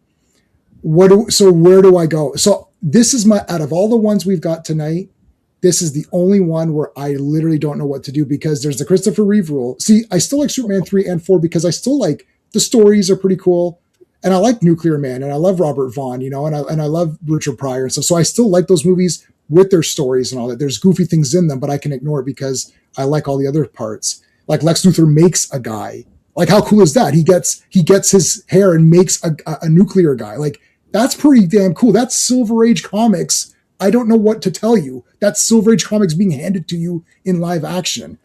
So, but Spider-Man 2 doesn't have that. Amazing Spider-Man 2 doesn't have that. It only has the hero, which is my main criteria. I love the hero, but the rest of it is so poopy, right? Like, I think Homecoming's better, obviously, but I wasn't as dying over Tom Holland. So I don't know. And I did not like Amazing Spider-Man 1. So Amazing Spider-Man 2, I was more surprised that I liked Andrew Garfield a lot. So where do I go? So let's go. We'll go to Steven. Steven, what am I supposed to do with myself on this Amazing Spider-Man Part 2? Like, I like the guy, but the rest of it sucks. Considering that I'm completely ignoring Madam Web, I have to leave it in Web of, because there's just enough to leave it out of Matt. Andrew Garfield is. I agree with RR on pretty much everything to do with this. Andrew Garfield is fire. This is his performance as Spider-Man. He is so good, and no one talks about this. He has the best theme. His theme in this is killer. I get pumped up for him just hearing his theme. He's helping people. He's doing all sorts of things. This is Spider-Man to me. This is almost a definitive Spider-Man for me in live action. And I accept the Gwen Stacy relationship a lot more in this one. Mm-hmm. And I feel bad when she dies, which is what you're saying. So do I. But the villains are like, whoever hired Paul Giamatti for Rhino should have been fired on sight. What in the hell is happening? The Green Goblin? I don't even know where to begin with the Green Goblin. I have that no idea. Is terrible. That is horrible. Yeah. The only thing, like, Jamie Foxx's Electro is the least cringeworthy, but it's still bad. He's miscast so bad. Yes. Is this movie? So I have to leave it in Web of, because that was where I was watching. I love Spider-Man in this movie, and that's the whole point. But God, this is a garbage movie. And I watched it again. I'm like, I love Andrew Garfield in this movie. I love the score in this movie. I love everything Andrew Garfield does. I love everything that Emma Stone does. And I hate everything the villains do. So I don't know what to do with this thing. I would leave it in Web of. That's the only thing I can think of. If anyone wants to drop it, though, I'm not going to. This is not the hill I'm dying on. Yeah, I can drop it too. Yeah, see, it's like, it's so disappointing because I felt like, wow, they really captured a great Spider-Man here. And then they thought, well, since we did that, the rest of the movie can go to hell. It's like, well, it went to hell too much. Like, it's like you went straight to hell. Like, you could have gone down a little bit. Like, don't go through all 7 levels and go to 7. Like, maybe go to 3 or something, like, because like I can take a ho-hum movie, right? As long as I feel like the heroes are cool. You know what I mean? Like, I can take a whatever. I can't think of another example except for Wonder Woman 84, which has lots of plot holes and the villain's not that great. That's the only other example. But in that example, I still liked enough of the side things to still like the movie at the end of the day, despite the negatives. And I don't think there are any negatives in Superman 3 or 4. No. And you can, and some people can pretend there are, but they're wrong. But like, I don't know what to do with this. I think you're like, I don't know. So Blake, you're going to have to help us out. Where are we at here? Like, what's going on? So everything you guys said about Spider-Man in this movie is correct. He's incredible. He's amazing. It's amazing.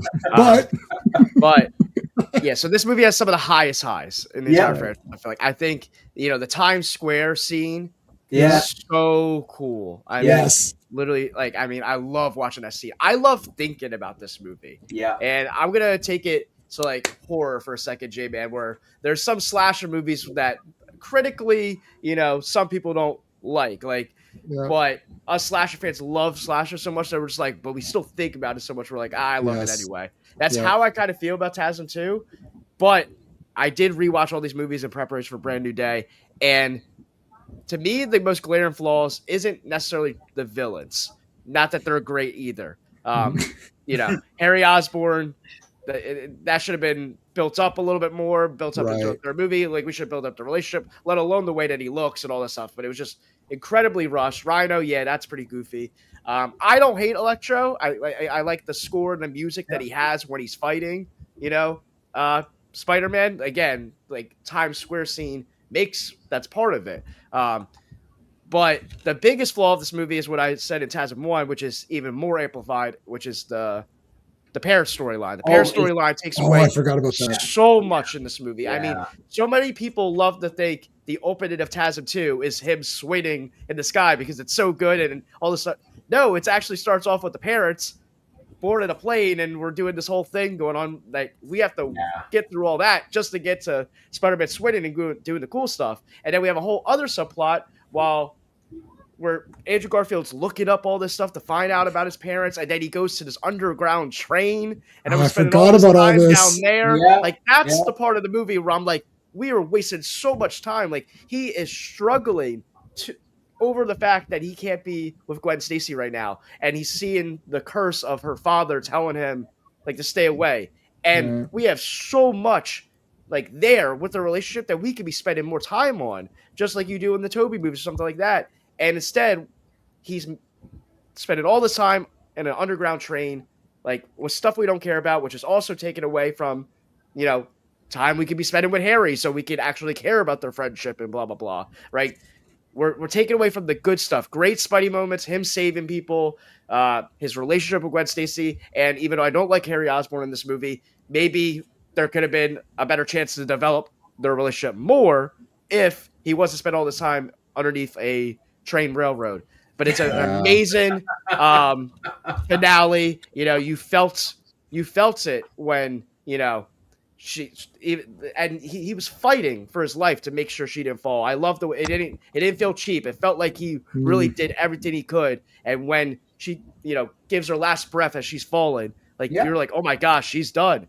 And the smack and him coming down and Andrew Garfield's incredible performance. You feel every emotion in that scene, and the highs are so high. They're so high, but that parent storyline makes it so not rewatchable. I think if you remove the parent storyline, this could have been in the conversation for one of the best Spider-Man. Yep. If you just take that storyline out and add all the good stuff, who knows? So with that said, it's definitely not meh. I'm going web off. I can't go spectacular just because that parent storyline. I love thinking about this movie. The highs are spectacular. They're amazing. But the bad is really bad. Yeah. I forgot the parenting. It's so who gives a crap in the half. Like, it's like, oh, where are your parents? I don't know. Anyways, let's get back to Spider-Man-isms. Oh, well, I got to investigate my parents, but I don't care. I don't care. It's like, and just as a side note, the director's name was Webb. So how do you mess that up with the name Webb? Dude, help me out here. You were born to make this movie. Yeah, but he made 500 Days of Summer, or as I called it, 500 Minutes of Torture, because you really don't like them. That's a great movie. I'm gonna have to disagree there. I was like, Steven, does it have teens or something in it? Because that's it has Zoe Deschanel, who can be the most annoying actress on the planet when she puts her mind to it, and oh boy, does she put her mind to it. She really went for it in that one. Yeah, she went for it big time. Well, I like Hitchhiker's Guide. Okay, Steve, where are you at here? Are you at Webb or move it down? I cannot. It's not going up. I think it's perfectly placed because I enjoy it more than TASM 1. Mm-hmm. I agree with Blake and with Steven in that, and I think R said it as well too. Like for me, this cemented Andrew Garfield as Parker and Spidey Yep. because up until this point, and this is even if you go back to the TV show, he didn't really talk much in any of the performances in The Mask, and then Holland's Spider-Man is really good, but he's not that Joker where like while you're fighting, he's pissing you off. Tobey Maguire's didn't do that either. So Yep. in terms of like it's in a way, this is kind of like Moonraker for me, where I love Roger Moore so much, I forgive how much of a trash bag that movie can be. Oh, first of all, that movie's a 10 out of 10. But anyways, that's a separate stream. It's a masterpiece of awesomeness. And Roger Moore's the coolest person who ever walked the earth. But that's another stream, right? That is another stream, but we're doing that stream. And Roger's my favorite Bond, right? I love because Roger. He's the coolest person in the universe. Right? But Andrew saves this. It gives it any kind of respectability is totally because of his performance. The costume is absolutely to die for. So if there was like a Met Gala kind of like ranking of all the Spidey suits, this one's at the top. Brand New Day is a close second. We can debate that. Blake has a video. I did not watch that video of yours yet because I wasn't sure if that would come up here, so I didn't want to see in advance. Yeah. So okay. Like, the coloring is great. I don't mind the villains. The set pieces are great. Like it's such a hard movie to get. Dude, couldn't you make Electro in green? Like what is the difference? It's like they made him blue electricity. You could just make him green with yellow electricity. Then he'll look like the comic. Like what is the difference if it's blue or green? I like the color blue more than green, so I'm fine with it. But it's not Electro. But the thing about it is like this, like the script of this it's so bad as a film. It's right. No, it's a film. It's bad. Yeah. Okay. So leave it as web for now. We'll get to John. RR with $10. Thank you. My $1 billion idea. $1 billion idea. All right, here we go. Right after No Way Home, that's the 3 Spider-Man one. Make a movie about a jaded, angry Garfield Spidey. He meets MJ, wants to retire, and trains Miles Morales to pass the torch. Sonia, are you listening? I don't know if that's $1 billion. Well, if it's Spider-Man in it, it might be $1 billion anyways. But thank you. I'm going to give you the. That's going to happen, but it's going to be Holland. Holland's going to do it. Holland will do it. How about a Van Damme dancing? I haven't had this one in it. Thank you, man. Now, where's we haven't gotten to where I've had because I had some clips ready, but we're not going to use them just yet. But yes, thank you, RR. I appreciate that. And how about we haven't used Jennifer in a while? Let's use Jennifer. There you go. Yeah. Now, career opportunities. That's a 10 out of 10 masterpiece. Anyone says otherwise is clearly mistaken. That's like the go-to film criticism. Career opportunities. Oh, if you just say career and then they say opportunities and say it's 10 out of 10, then they know what they're talking about. Okay, so John, are you happy with Web for Amazing Spider-Man 2? Do you think it should move up or down? That's fine. I'm fine with Web off on that one. And and echo everything we've said. Yeah, like I said, yeah. I mean, he's amazing in. He is amazing. He's amazing in it.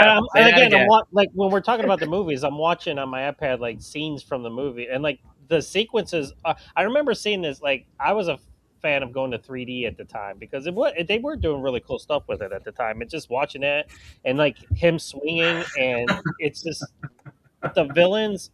Oh my god! And then Rhino at the end. I'm like, oh, that was brutal. What the hell was that all about? He's like in a mech or something. But like, I'm a fan for like when the hero like doesn't win, and he does it because he's like how close can I get my fingers together? This close to saving Gwen, and it's like that was awesomely done. That's a ball punch. I'm sorry, that's a ball punch. Yeah, that was like, good. That was when good. that happened. I mean, and that elevates the movie right there just a little bit more. I mean, so it's like you can forget about the parrot. Like again, I agree with everything Blake saying. Like, why is this in here? Like, why am I? It's Aunt May and Uncle Ben. I'm like, that's one thing I like about Tom Holland is there was no Uncle Ben. He was not in the picture, but Aunt May is, and that's a good thing. But yeah, so I got to go with Web Off because while it's not a great movie by any stretch of imagination, I definitely did not walk out of the theater going, "Boy, I want my money back." So, okay, this is the Mysterio one. What is it called? Far From Home. Yes, he's on a trip. Far From Home. All right, so Mysterio is one of my favorite villains. Yes. Jake Gyllenhaal is absolute friggin' fire. This has got to be one of the coolest looking. All the Mysterio parts are jumping out of your chair, pumping this. Yeah, this is awesome. And then we cut to Spider-Man's pants are falling off, and they're in the bus for 45 minutes talking about nonsense. And you're like, and then his pants fall off again, and you're like, okay, what is happening right now? And then he's that monkey thing or something. I was like, what is this? This is monkey. not like, why is he a monkey? Like, this is so dumb. So I don't know what to do. Again, now this is reverse. This is reverse of Amazing Spider-Man. Mysterio is so badass and just awesome, and like him talking and interacting with guys. Jake Gyllenhaal, you guys got. Well, I'm trying to. Have you seen? I don't know if you've seen Nightcrawler. He wasn't the X-Men Nightcrawler, but that movie. One of the few movies where I watched it twice in the. I'm like, whoa, that was awesome. I gotta watch that again. I watched it again. Like I gave it an hour break and rewatched it. It's awesome. He's great.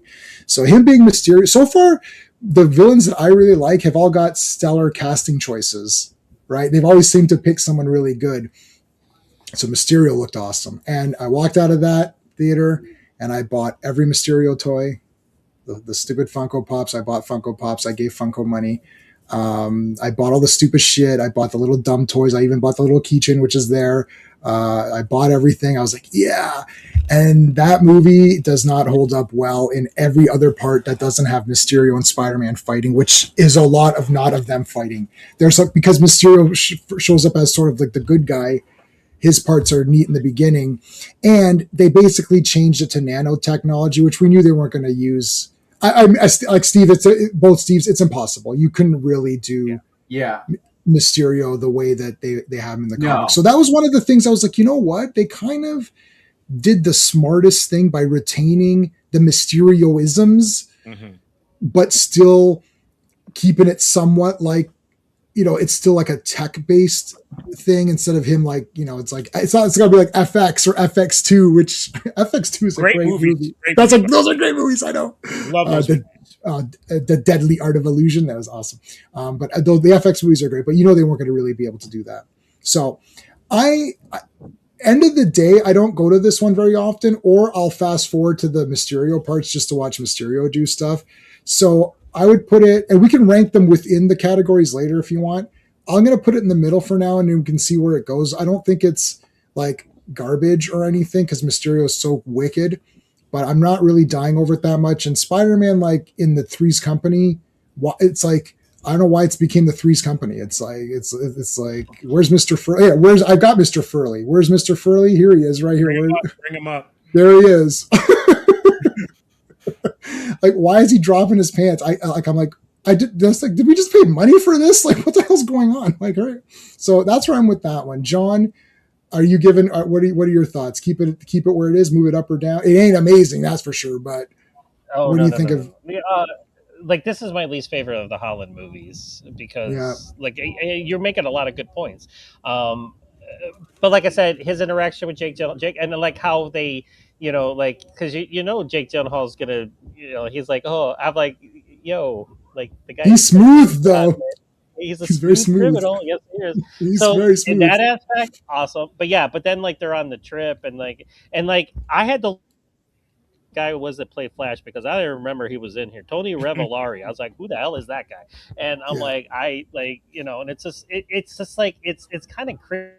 Like when it's that aspect of it, and I'm a fan though of the tech. Like I have the diorama of Spider-Man with the arms coming out of the back. My ex got it for me a while back, and I have it in my apartment. So I thought that was kind of cool. I know a lot of like Spider-Man purists are like, we want the regular costume and everything, but I was digging it. But I would keep it. I would actually drop it down to the meh. Because me personally, just because I'm not going to fight.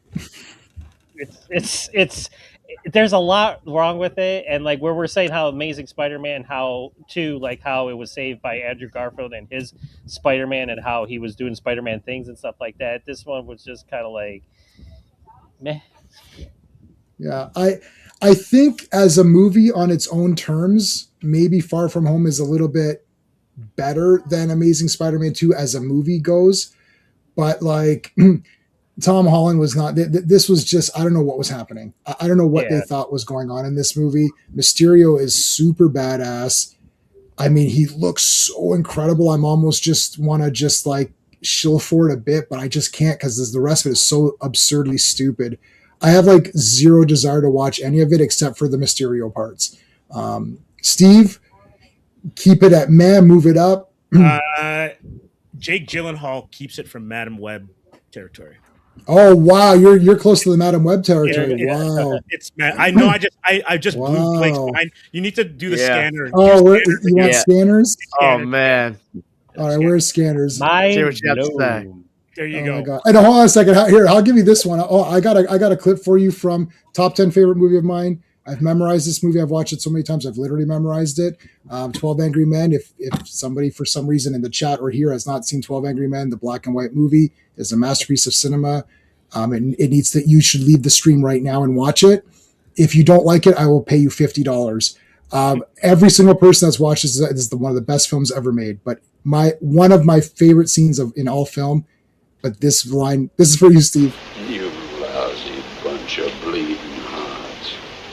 You're not going to intimidate me. I'm entitled to my opinion. You can't get better than the great Lee J. Cobb giving it that. And Stephen, that entire ending has to be one of the best dialogue scenes in the history of cinema. Like, honest to God, like.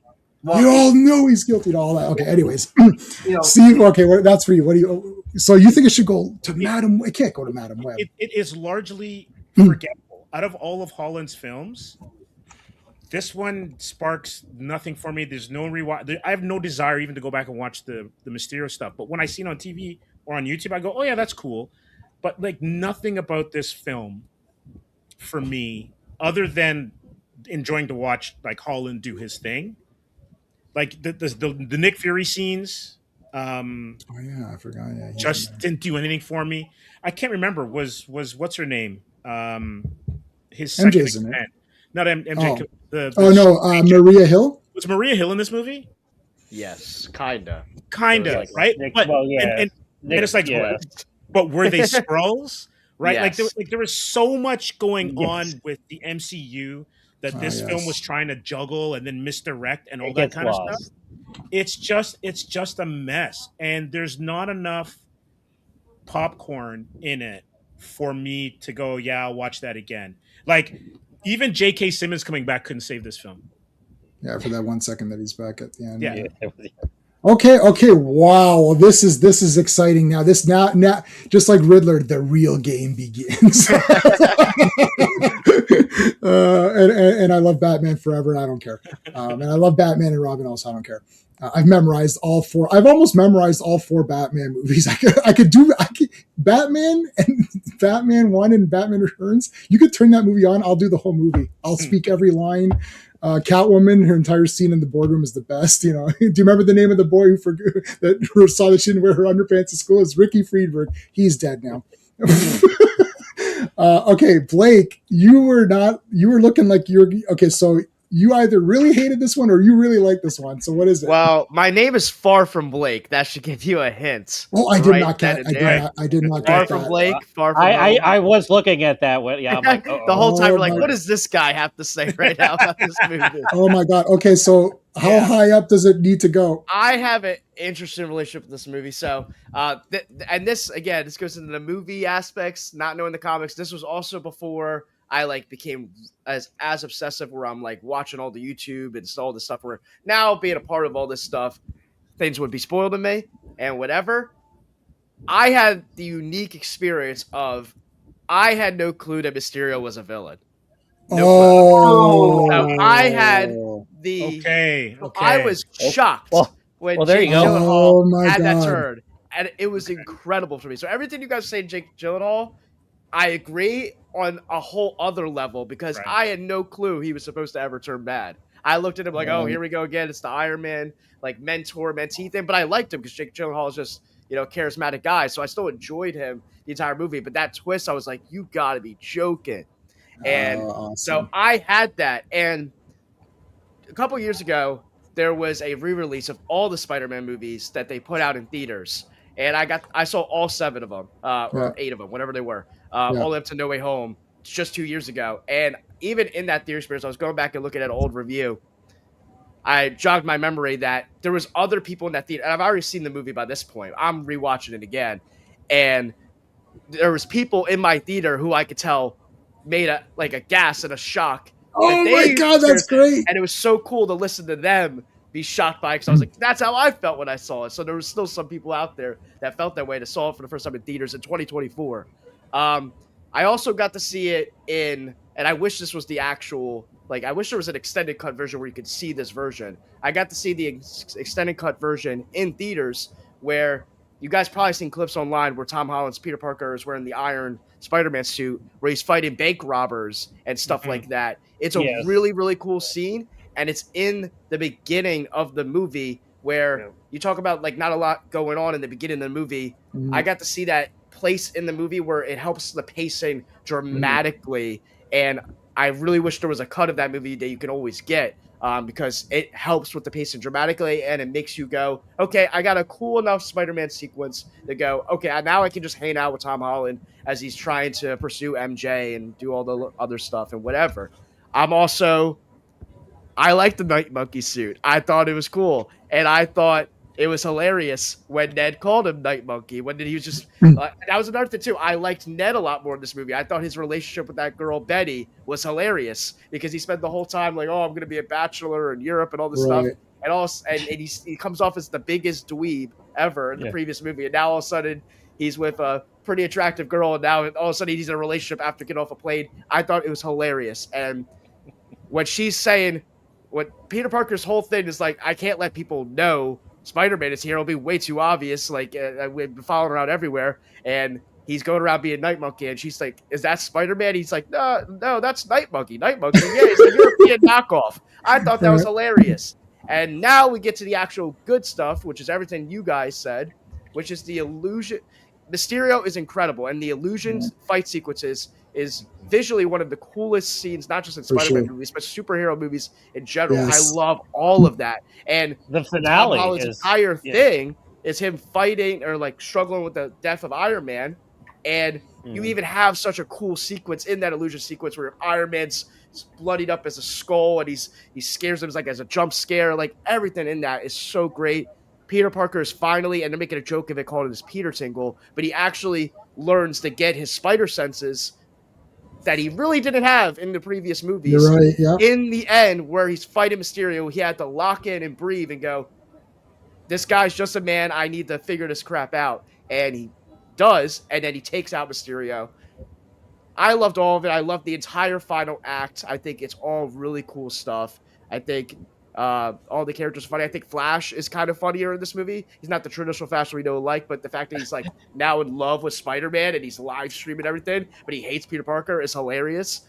And Happy Hogan, this opened the door of him now having a relationship with Aunt May. I thought that entire thing was funny as well. And Peter Parker's looking at him what's going on here? And there was always something to stop them from talking about it. And then in the final scene, we finally get, that's another thing as well. I like the red and black suit. When he finally gets the red and black suit, I think that's way cooler than the Homecoming one. I think it still has a little spider problem, but it looks better. It looks sharper. It looks cleaner. I think it does look better. Red and black is one of my favorite color combinations in general. I wear a lot of red and black things, so that's biased towards me. And then he finally swings through New York in the end with MJ. They have a cute little thing, and boom. And the movie J. Jonah Jameson shows up. So I love this movie. I'm putting it in spectacular. That's where I'm at. Okay. All right. Well, here's one then. Here's a clip that I've got that I use. It's one of my favorite John Carpenter movies and one of my favorite characters in a John Carpenter movie, Assault on Precinct 13, Napoleon Wilson. This is a good one. Can't argue with a confident man. That's where I was. Can't argue with a confident man. Okay, well, should we ruin Ned for him, or we'll save that up for another time? Because he didn't. I like when someone doesn't know what everyone's just waiting for that. We're like, okay, when's Mysterio going to turn on? Don't say anything. Don't say anything. So it's anytime you want to ruin a character, let us know. We'll tell you. Well, you just Um, mentioned it, so now he's like, "Why did you say that?" why is Ned? I don't know. I've But heard little things, but I don't know a lot. Like I know some in terms of uh, Ned now that I'm in like this space you're and getting more watching into it. really Yeah. videos. So I Yeah. never thought. What's great is that in the movie, that's very interesting. That during the movie you didn't know, and that would definitely not taint, but enhance. Influence. Oh shit! Influence. That's a good word, Yeah. Steve. It was mind blowing at the time. I was like, Wow, whoa. that's That was a really plot twist. interesting. Yeah. Okay, so most of us, it's not gonna. I don't think it's gonna be able to stay in spectacular because everyone's meh or so a couple one. So it's a web of or a meh. Steven, I think. Do we share the same opinion? What are your thoughts? It's got to be meh. Sorry, Blake. It's got to be meh. I'm close to Steve, where I'm like, Mysterio stops it from being Madam Web. I hate to tell you that, Blake, but it's just like I thought I was watching a TV movie for parts of it. Like That's why I said Three's Company. I just watched it. I'm He at like, least does cool things compared to Homecoming. Homecoming, he does nothing. you know No, what? I don't agree with that. I can't agree with that. Like I'm with John. I can't agree with that. Like there's time. Like I recall I was sitting there in the theater, and I don't know. It was usually Sean who sat next to us, like in between us, J-Man. We were watching a movie in the theater, and he was on. Yeah, I don't sit between two men. Like that doesn't happen. No. Sean's also one who takes the bullets for that. I sit in the edge, and nobody sits next to me. So I'm sitting there watching. It's like 45 minutes in, Right. and he's on a school bus, and there's a drone following, and I felt like turning to Sean saying like, "This is Spider-Man, right? Like when does Spider-Man show up?" And then it's like Night Monkey. I'm like, so is Spider-Man not in this movie? Like it's not Spider-Man? I was like, where is Spider-Man? And Right. it was the Where's Waldo, Where's Spider-Man movie thing for me. I think that all the Jake Gyllenhaal stuff was amazing, and Blake, I definitely like. If I had been in your shoes, I definitely would have reacted the same way. I would have been absolutely destroyed. But I wasn't. I knew about it, and I was like, okay, like it was fun. It was fun to watch it, but I was like, okay, he's going to turn villainous. And then it's like, all the Jake Gyllenhaal stuff is great. All the Jake Gyllenhaal stuff is top notch. Unfortunately, a really great writer wrote all the Jake Gyllenhaal stuff, and then they fired him, and they hired someone's inbred 8-year-old cousin to write the rest of the movie. And Hey, same guy as the other, or is that a different cousin? Maybe? It's a different cousin. They keep getting inbred here. Okay. There is Steve, you'll like this. And John, I think you'll like this. So there's an actual screenplay. I read the top 20 unproduced screenplays in Hollywood, or sci-fi, or something like that. And the guy literally said he wrote a screenplay, and he submitted it. And the executive said, "This screenplay is perfect. Who can we get to rewrite it?" That literally. Yes. Yeah. And that's a big famous thing, because I just feel like they lost the narrative on this when they concentrated on making A, Jake Gyllenhaal great, B, continuing this romantic like fumbling circle with MJ and him, and then like the adding in the Avengers stuff, and oh, by the way, remember Iron Man? He's dead. Yeah, this is very hard on Peter Parker. We're gonna harken back to that. It was just a mess to me. It's a meh. It's a meh to me, but like, okay, so we got where are we at? Okay, so Blake's way up, so it's not going to go way up. I'm not going to put it. I'm going to put it in the middle, okay, because the Mysterio I will parts. take the middle. I will listen. You'll go with the middle. As much as I have problems with it, I still like watch. It still has watchability with me, and I'm listen. I wish I had that director's cut where they put that scene at the beginning. I genuinely think it would change I so many people's opinions.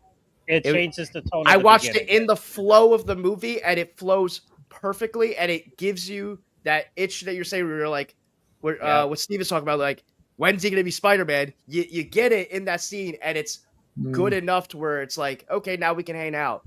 It's a shame. It pisses me off that they haven't made that. And you want, it's like, why? What do you like? I know, like pacing and time and stuff like that, but it's like they make the wrong cuts Yeah, that was a So, bad yeah. cut. Yeah, it Again, can and I happen. got to see it in the actual flow of the movie, and I was like, this is so much better. Oh my I gosh. agree 100%. Yep. So let's let's leave it in the middle for now because I have a sort of like, because I love Mysterio so much as a visual character in comics, but also translated so well. Maybe not as best translated as the Sandman, but I would probably No. say top Yeah. 2 or 3 best translated guys. I was surprised at how cool the Mysterio parts were because I wasn't sure how they were going to be handled. And when they were so cool and actually taking from some of the Mysterio stuff in the comics of, you know, him being really big and all of that, like that's very cool. It's very trippy and I think it's kind of neat. Let's leave it in the middle for now and we'll get back to it. Let's do, we'll leave the animated ones till the end if there's time, because they're not really live action, but they're theatrical, so I throw them on there. Let's do, this is No Way Home. I'm going to put No Way Home to start with into Spectacular. And I'm going to pretend the first hour doesn't exist of this movie because it's horrendous shit. Come on. Except for the Doctor Strange math part, I guess, or whatever, which was weird too. I don't like, see, Clobby, our friend Clobber in Times, gave a great thing. He's like, I don't like when the heroes are doing silly or stupid things and they cause the movie to happen. And as opposed to the villain initiating the thing that happens, right? It's like, why is Doctor Strange stupid? And it's like, okay, so that really tainted. so like Sean and I saw this one together. We're like, man, that was pretty awesome. We were pretty pumped. And then as we started to talk, we're like, oh no, it's moving down. It's moving down as we're talking. I don't know. I'll put it to the middle. So I walked out of the theater. I was here. Yeah. And then I talked, and then I talked to, and then Sean and I talked, and I was like, well. And then Clobby and I talked. I was like, what's going on here? Why is this happening? I was like, no, don't tell me any more about it. The thing is that once the 3 guys get together, look, it's a gimmick. Mm-hmm. It's a total gimmick. It relies on that gimmick. They knew they needed, this is the pull it out of their ass when we need it, the get out of jail free card, right? What are we going to do to reinvigorate this? Why don't we have all 3 Spider-Man together? And then that's like a guaranteed, you know, it's like Dr. Doom. Oh, the Kang Dynasty doesn't work because that guy, you know, beat up supposedly or not beat up his girlfriend or something. So now we have to change course and have Dr. Doom, who's never appeared before, no buildup. He's just here. It's like, okay, is he Reed's adversary in college? Like, what is this? Like, he's just here now. Okay, sure. So this was the get out of jail free card. It's like the 3 Spider-Mans, because once they're together and they're talking about their origins and all the villains are teamed up together and Green Goblin is just back to being, it just, Willem Dafoe showed up and showed how awesome he was, because as soon as he was back, I bought him as the hero or as the good guy. I bought him as the villain. He's so great. But there's so much dumbassery in this movie.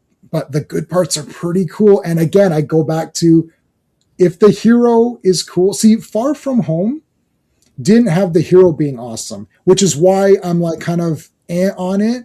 Hero is number 1. If Spider-Man is the best in his own movie, then I'm good to go. But Mysterio is clearly the best and Spider-Man does nothing. Like, in my opinion, he doesn't do as many cool things. So I was like, well, Mysterio's the best. But I happen to love Mysterio as one of my favorite villains, so I can almost say, okay, well, Spider-Man's not the best, but Mysterio is. But Mysterio's not in it enough, and there's not enough of that to make it enough. Whereas this is 3 Spider-Man, and they're all pretty cool together. I'm going to put it in the middle and see where it goes. I'm these middle ones, I'm so open to them because I don't hate any of them, and I can be swayed. Like, you know, yeah, Mysterio's awesome. Yeah, move that up, you know. This one, I think the story's pretty muddled. Doctor Strange is like, well, and like Peter's like telling him stipulations while he's doing the spells, like the dumbest shit. Like, why don't you just say, hold on a second, before we begin, is there anything that we should do about this spell before we start this? You know, and then it turns into a fiasco. This Doctor Strange, I know, and Doctor Strange, first hours of 4 out of 10, but then all the Spider-Man arrive, it's 10 out of 10. So what are you going to say? You're going to say it's like a 7? 7 out of 10 is my worst rating. I hate giving a 7 because it feels like you're copping out. So I usually try to do a 6 or an 8 if I have to and not do a 7. Let's keep it in the middle. John, what are your thoughts on No Way Home? I would put it in amazing. I love this movie. Oh, you would put it way up. Sorry. All right, so No, not sorry. No, not sorry. we're putting it. We're going to move it in one increment and then see where it goes from there. So you're saying it's much better than that. Okay, so Are there you love this- questionable things in the first part of the movie? Yeah, but listen, how do you? It's a gimmick. It's a gimmick that works, and it totally does the job that it's supposed to do. And you have three mother effing Spider-Man who all work great together, and they all show you why they're all great Spider-Man. And then they're fighting all the bad guys. And having William Dafoe just come back, who just kills it like he always does, is a chef's kiss. This is such a great movie, and I remember seeing this in a movie theater. And there's the only times I remember pops in movie theaters was the end of Endgame when everybody comes back. When you hear On Your Right, that was the biggest pop. And when freaking Tobey Maguire walks through that the theater I was in lost their collective shit. I knew it was coming, and I still lost my collective shit. Right. And then Andrew Garfield came in, and then just them with Tom Holland's crew, and then them interacting and everything. It's just it's amazing. And the action is great, and I love the finale. The finale is just there's just so much good in it. I just have a wonderful time with this movie. And if it was, see, I think the problem is that what RR said and what Klobby set me off. Because when I saw this movie, I would have put it in amazing as well. The thing is that, see, now Doctor Strange is like, I don't like when we've talked about, so John and Blake haven't been as privy to this in our regularly scheduled Marvel live streams that we do. It's like when the heroes cause the problem that later has to be solved, that's always something that we frown upon. Like heroes aren't perfect. Heroes aren't perfect. I know, but it's a movie. You could have Mordo. Baron Mordo could have accidentally opened up a multiverse, right? And then Doctor Strange's like, oh shit, Baron Mordo opened it up. We have to course correct this thing. And it's the same movie.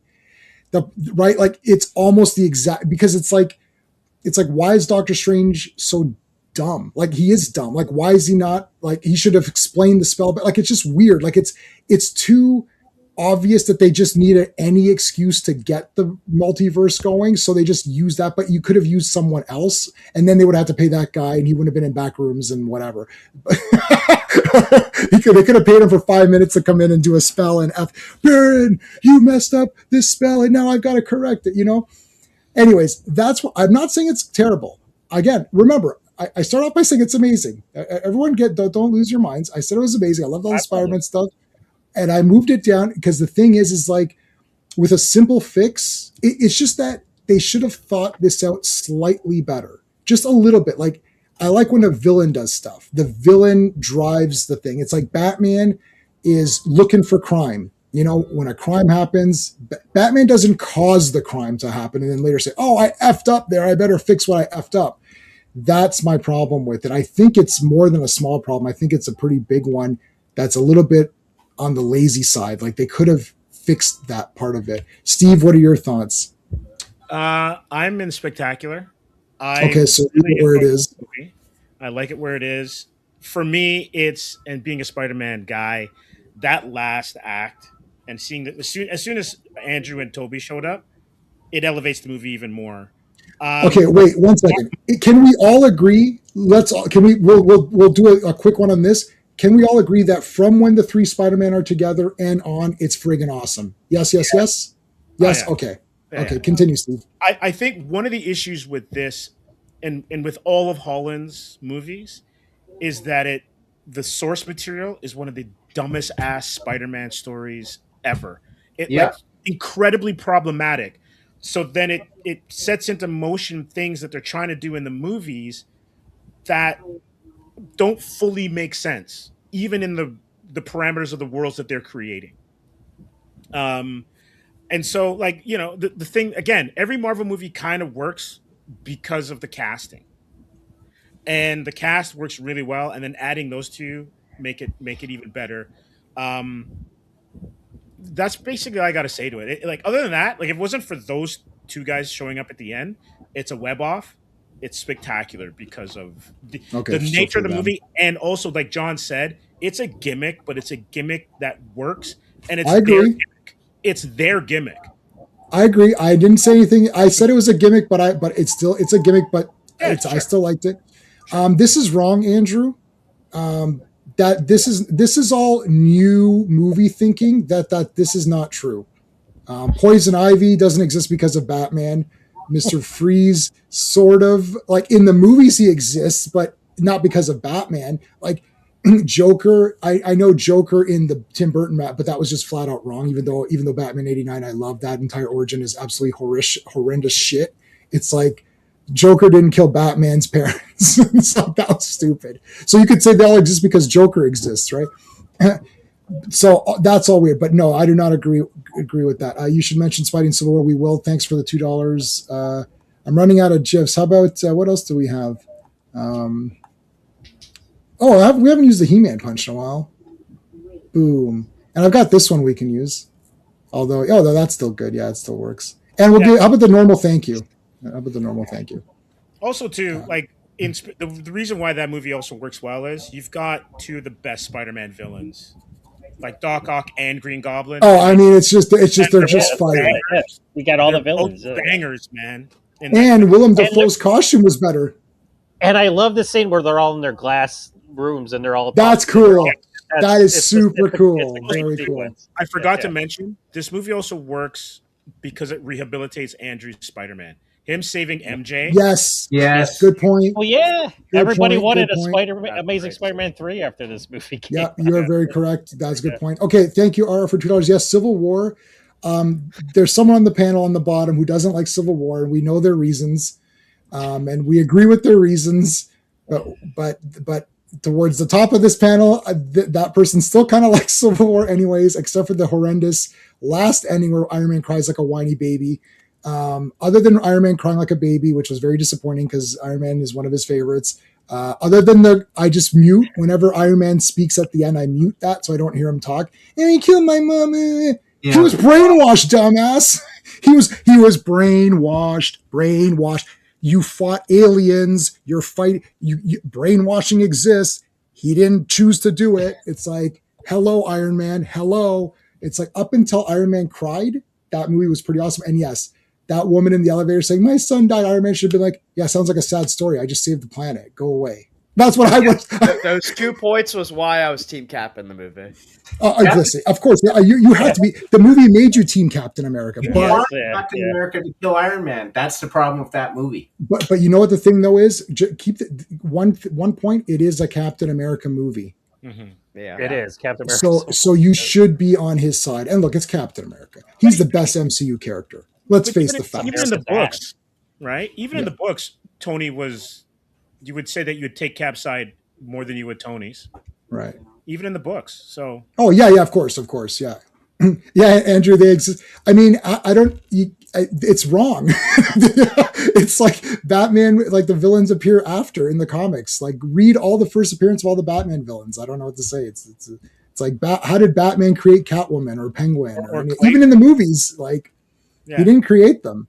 But if you're saying villains exist because heroes exist, then I guess you're right in the meta sense. Like they create villains to fight the heroes, but not if you're going by the Phantom, the longest running costume character of all time.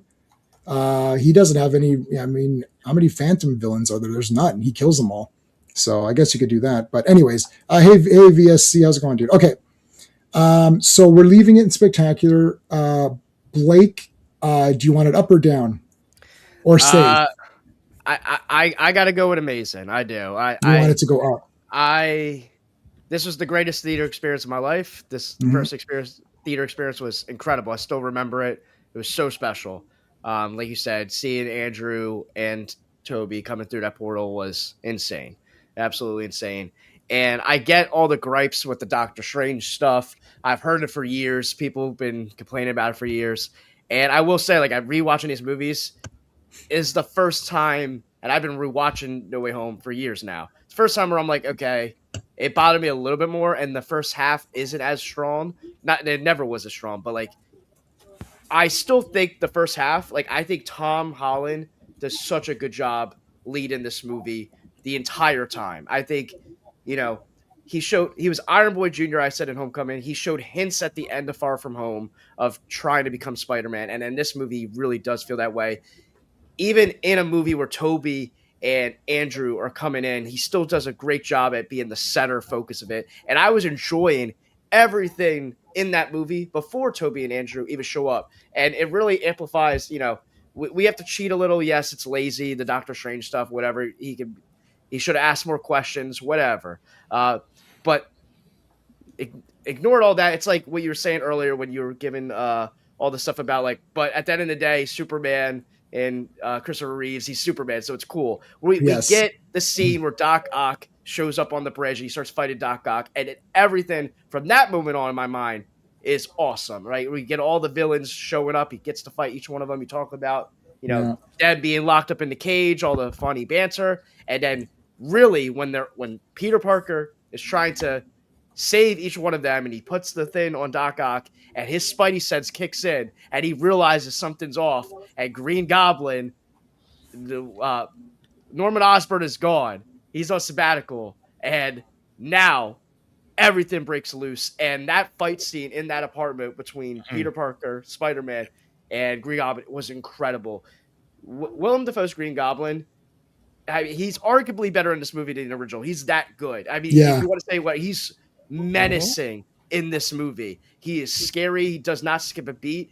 And I mean, so many people talk about Heath Ledger's Joker, being the greatest of all time. Willem Dafoe's Green Goblin, to me, it's got to be in that conversation too. He's so good, and this movie really cements that. And we finally, this is almost like Tom Holland's origin story. It gets drawn out in all these different movies, and he finally has the moment of, with great power comes great responsibility. Mm-hmm. With Aunt May, that we spent all this time with, learning about, building a relationship with, and Tom Holland's performance in that scene is incredible, and you feel it, and it leads into the greatness of Toby and Andrew coming. It's not just they come for no reason. He's broken. He's spared J. Jonah Jameson is given the great monologue, which again, he's back in the movie and he doesn't miss a beat either. He still feels like J. Jonah Jameson and he's incredible. And Toby and Andrew come and their chemistry is amazing. The first initial fight between him, Andrew and Toby, is awesome. And again, everything, this movie just has a heartbeat. It really does. The other two, as much as I love Far From Home, in comparison with No Way Home and Homecoming, they're fun little movies, but No Way Home has a heart behind it. It's emotional, it's impactful. Yeah, you can say nostalgia, gimmick, whatever, this and that, but who cares? It's been built up after 20 years of characters that we love and we're nerding out about. And you have moments, like you said, where Andrew Garfield gets the redemption we never got to see because his movies were cut off in not having a TASM 3 and saving MJ, and he looks at her, his sadness. Incredible, right? It's it's just an incredible movie, and it's led because of Green Goblin also being a great villain. You have the scene of him fighting Green Goblin at the end where, Toby and Andrew telling him, you can't go this far. And it's just amazing. And him kissing MJ, it's the first time their relationship really feels actually impactful. And he's like, you're going to forget who I am. Yeah. And we lead to that final act where he goes to the coffee shop and he's so heartbroken he realizes he can't tell her. And you feel the pain of Peter Parker finally for Tom Holland in that scene, and he gets an amazing suit at the very end and swings. That is a very good suit, right? Yes. Just to finish off such an incredible, amazing movie. It's just at the end of the day, you can have issues, you can have problems of the setup or whatever, this and that, but at the end of the day, it's incredible that this movie exists. We have all of our favorite villains or our least favorite villains. Everyone has came back for this movie, and everyone does such a great job. It's amazing. So I'm almost here. If there was another, because I don't have any complaints in these two movies. This one, I do have a complaint about. The only complaint I have with Spider-Man 1 is Green Goblin's costume. But I don't even mind the organic webbing, which has been annoying. But I don't mind it. I'm okay with it. I knew it was going to be there because that was from James Cameron's script from like 100 years before that or whatever. I remember standing in the playground saying, wow, James Cameron's going to make Spider-Man. That never happened. But anyways, God, I can't get the stupid Doctor Strange thing out of my head, but I want to like it. So John and Blake, you guys are at the top. I'm okay for it to stay at the top. Steve, did you say you wanted it down one? It's spectacular for me, but I agree with Blake that it's out of all the movies, it's got the most heart. Okay, so I am good. Let's hear what Steven says. It's almost going to be the deal breaker because I'm going to be able to sleep just fine tonight if that goes up to amazing. The gimmick stuff, it is a gimmick, but movies are gimmicks too, right? Like, I mean, a gimmick is to have, an appearance of a character or something, right? Like Punisher appearing, and that's a gimmick, right? He doesn't need to be in it. So it's like, it's all gimmicks, but does it work or does it not work? So ultimately, if it works, then it just becomes part of the story and not a gimmick, right? And I think in this movie, celebrating the history of Spider-Man was done in a much, much better way than I thought it would be done. I actually didn't think that this movie was going to be that good. I thought this is probably going to be really crappy, and they're going to show up just for the tokenization. Oh, they're here. Oh, guys, look. They're going to swing around, punch a couple of guys, and leave. I did not know that they were going to have such a long, drawn-out sequence with all of them. Just having a conversation about being Spider-Man. I think that was very strong. All the participants were good. I think whoever said the redemption of Andrew Garfield was very good. All the villains, especially the main ones that had dialogue, were very good too. So I'm totally good with amazing, and I'm okay with spectacular because I can always revert back to there's those problems in the beginning.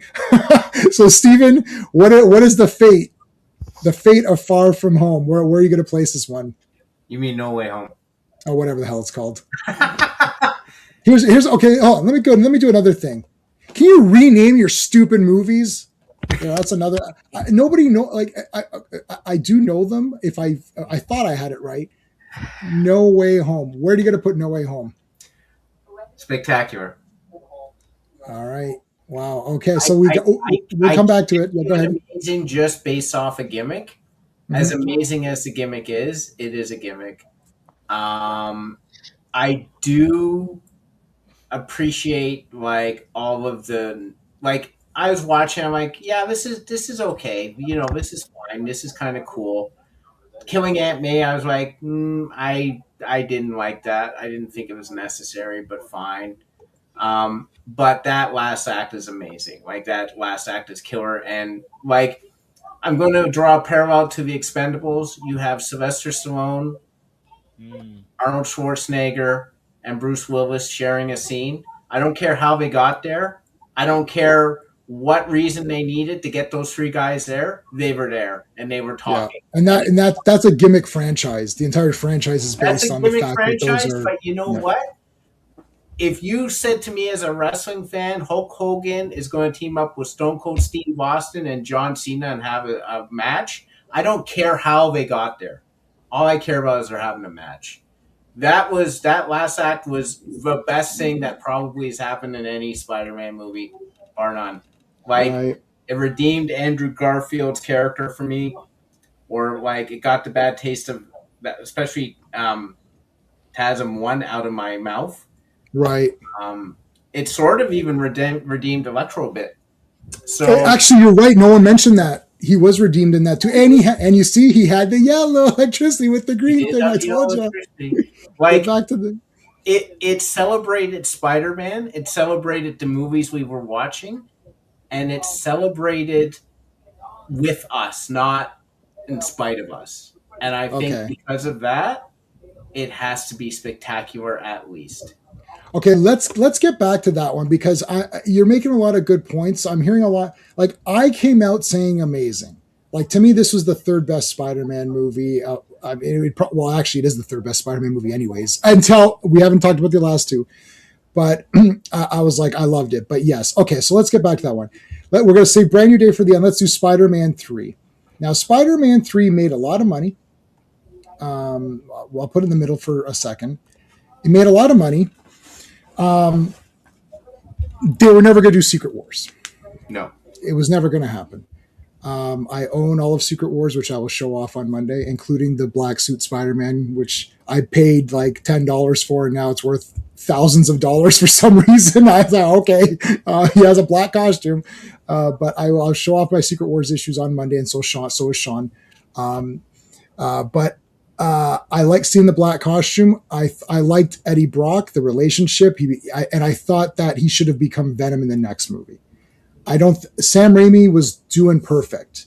Yep. One villain, focus hard on that villain, make him the star, give him a good story, move on to the next villain. This was a lot of studio interference. Here it comes. Get in all these characters. Venom, Eddie Brock should have been Eddie Brock. They had a rivalry, and then that's it. And then the next, maybe the end credit scene could be the symbiote goop or whatever going on him. You know, like he gets it off of him. He uses the Sonics, gets the suit off, and it goes away, and that's it. And then at the very end, it goes on to Eddie, and then that would be your fourth film. Because Sandman looks fucking awesome. I was like, holy shit, it's the real. This isn't Green Goblin's the movie version because he doesn't have the purple and all that, right? Or Doc Ock, who doesn't really have the full, it's kind of a trench coat. It's not really the full, I was like, this is awesome. But there is so much nonsense in Spider-Man 3. It's way too long. I don't know what they were trying to do with Harry in the beginning with Surfer Goblin or whatever the hell he was supposed to be. That was weird. That's not like that was like super weird. They could have saved that for the next movie. I do like getting the black costume and behaving oddly. That was kind of neat. And going too far, like, he's really going really hardcore because that is what the suit, that's a good way to truncate that. Like there's no way you're going to adapt Secret Wars. They're going to do Secret Wars, but I mean, that'll suck. Spoiler alert, that'll suck ass. It's not going to be the Secret Wars that we'll be covering in full over next week's live streams. But anyways, so I think there's a lot of good in Spider-Man 3, but there's a lot of goofy crap, and it drags on for a long time. And then they introduce Gwen Stacy. It's like, yeah, but you know what? Like, it's too late for that now. It's too late for Gwen to appear. It's just, you've passed that.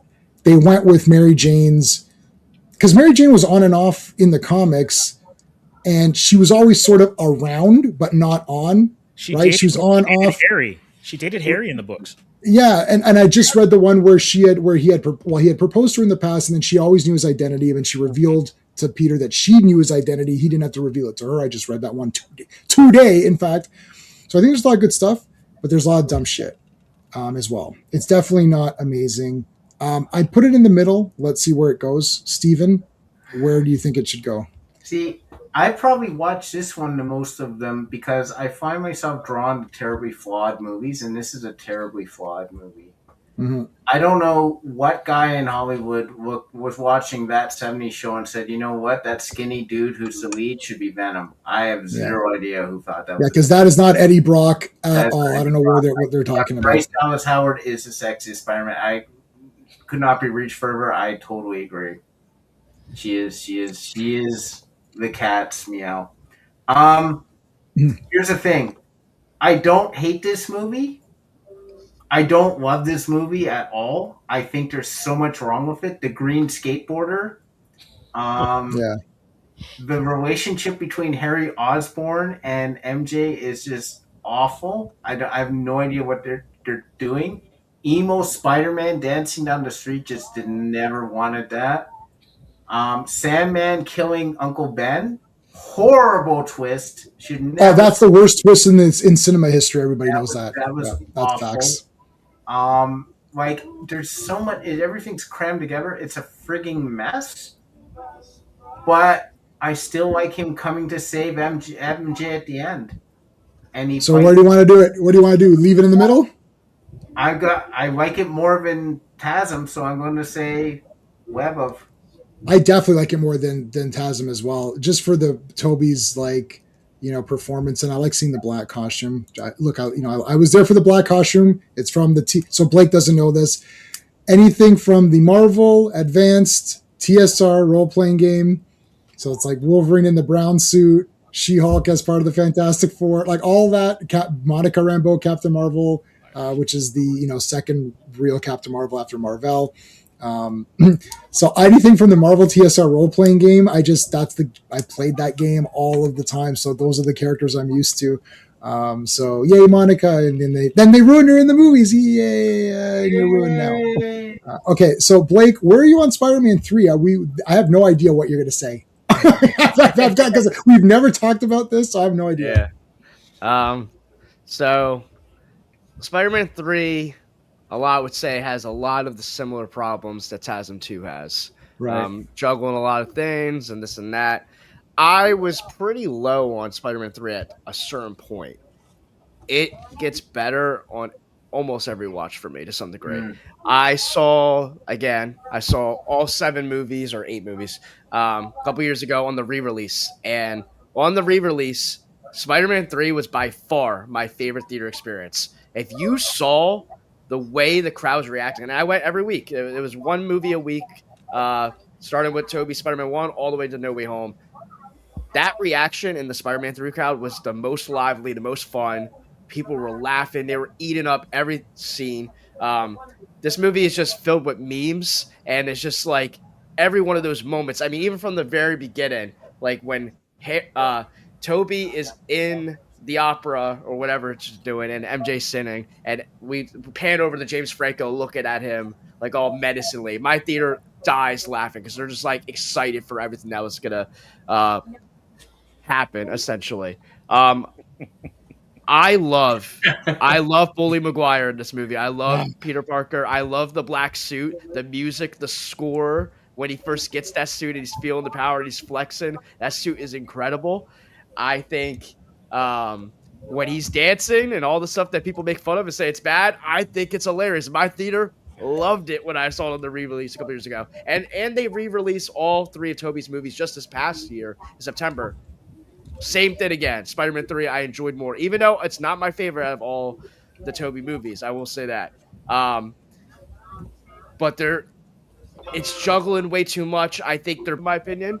So I'd rather keep that and diminish the Sandman stuff. But I'm sure Sam Raimi and just the way with stories, if he focused on just Sandman, it probably would have been a better story, and maybe I would like it too. But that stuff when he becomes emo Peter Parker and he's hitting on every girl, and the girl in the office, all of a sudden Elizabeth Banks' character is now feeling on Peter. He takes Gwen Stacy to the jazz bar and he starts dancing her up, and everyone's looking, and you hear a girl in the background while he's dancing. He's like, "Dig on this," and some girl yells, that's hot." Like, it's just hilarious. The whole thing is ridiculous, but I love it. And his thing with Harry Osborn, when Harry finally like realizes when Green Goblin comes back and tells him, "You forgot who you are. Like, snap out of this whole lovey-dovey, whatever your nice guy thing." And he meets Peter actually, even before that, a great horror scene, by the way, when he finds MJ at the apartment to threaten her. Amazing jump scare there. That was Sam Raimi's good horror elements coming to life, which he sprinkles in all his movies. That's a really good one. And then he meets Peter Parker at the coffee shop, and he's telling her, he's like, "Oh yeah, I'm the other guy, this and that." And Peter walks away and he just gives this cocky smile and disappears. Love all that stuff. It's great. The finale is extremely rushed. It's rushed. I don't, my biggest flaw of this movie, other than them juggling a bunch of things, I have so much fun with the movie that I stopped caring up until we have to find a way to get Harry to join up and team up with Peter. And the butler just comes down and says, "Oh, by the way, your dad was impaled by his own glider." Yeah, that's very convenient. That scene pisses me off because why did you not tell him this for the last multiple bow tie? Years? Yeah, exactly. And it pisses me off that Peter never told him either, because I think that's ridiculous. Why you had any time to go up and just explain this to him? Instead, you're letting him inject himself with the goblin stuff and let him go crazy and plot against your demise. And the butler's watching him all do this. But now that Mary Jane's in trouble, now you're going to tell him this while half his face is already burnt off? That none of that stuff needed to happen. So that is actually a plot device that pisses me off and makes me not able to put that at amazing. That scene alone is the one that really drives me nuts. But I do think the payoff is really good. His death is emotional. I think it ends really nice with Peter and MJ dancing. I love all that stuff. I still think, even with all the things that were going against this movie, Sam Raimi didn't get to make the movie he wanted to make. He still wrapped it up in a satisfying way with our main 3 characters And at the end of the day, the story and the heart of these movies was still there. It's a messy movie, but it's a good movie, and I'm putting it in spectacular. Yeah, I'm actually good with Spectacular because I kind of like this movie. I like the emo stuff that people make fun of too. I was like, but what you don't understand is that he's got this uber confidence that's so outrageous because he never had any of it. So now it's like overdrive. And the thing is that when you're on overdrive, you're everyone likes the Dancing with Joker when he becomes Joker, who he was meant to become or whatever, right? In that pretentious 2-hour nonsense. And then they followed up with more pretentious 2-hour nonsense. Okay. Even worse. But I like Lady Gaga, but anyways. I like how J-Man says 2 words and you know that he either hated it or he loved it. Right. There you go. You don't need to say it, J-Man. Very concise. Very concise. So that's why I was doing my 1-minute reviews on that. Yeah, I kind of like Spider-Man 3, but the Sandman killing the Ben or whatever, that was outrageously, horrendously shit. That's your Scream 3 rule where they say the trilogy rule, something from the first one has to come back. I know, Blake, I saw your Scream thing. That's literally what I think of when you guys were bringing up all the Uncle Ben stuff. I think of Scream 3, and that's actually my excuse for it. I'm like, okay, well, Scream 3 said this, so they're doing that. Yep, it is. That is the thing. That's like Joker killing Batman's parents. In the first. It's outrageous and stupid. Like, how old is Joker? Like the guy's like 20 years older. It's like, how old is Michael Keaton versus him? Like, I mean, Jack Nicholson would have been 70 or something. Okay. All right, we're all right. We're getting close to closing time. So let's go, Steve. Yeah. Spider-Man 3. What's your thoughts? Madam Web. Are you effing kidding me? I can't do that. I won't be able to sleep tonight. I hate this movie. Oh my goodness! Hate this movie. The bully Maguire.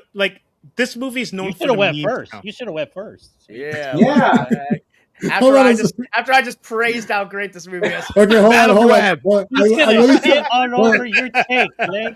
Madam Web. No, Madam Web. Here's the thing, right? Everything that Blake said is the reason why I hate it. Everything that Steven said is the reason why I hate it. I'm gonna have the shortest kind of like time to speak because they said everything, right? The Uncle Ben stuff, it's brutal. The fact that there's 2 villains in it, Tobey Maguire and the what is it? I guess emo Maguire, bully Maguire.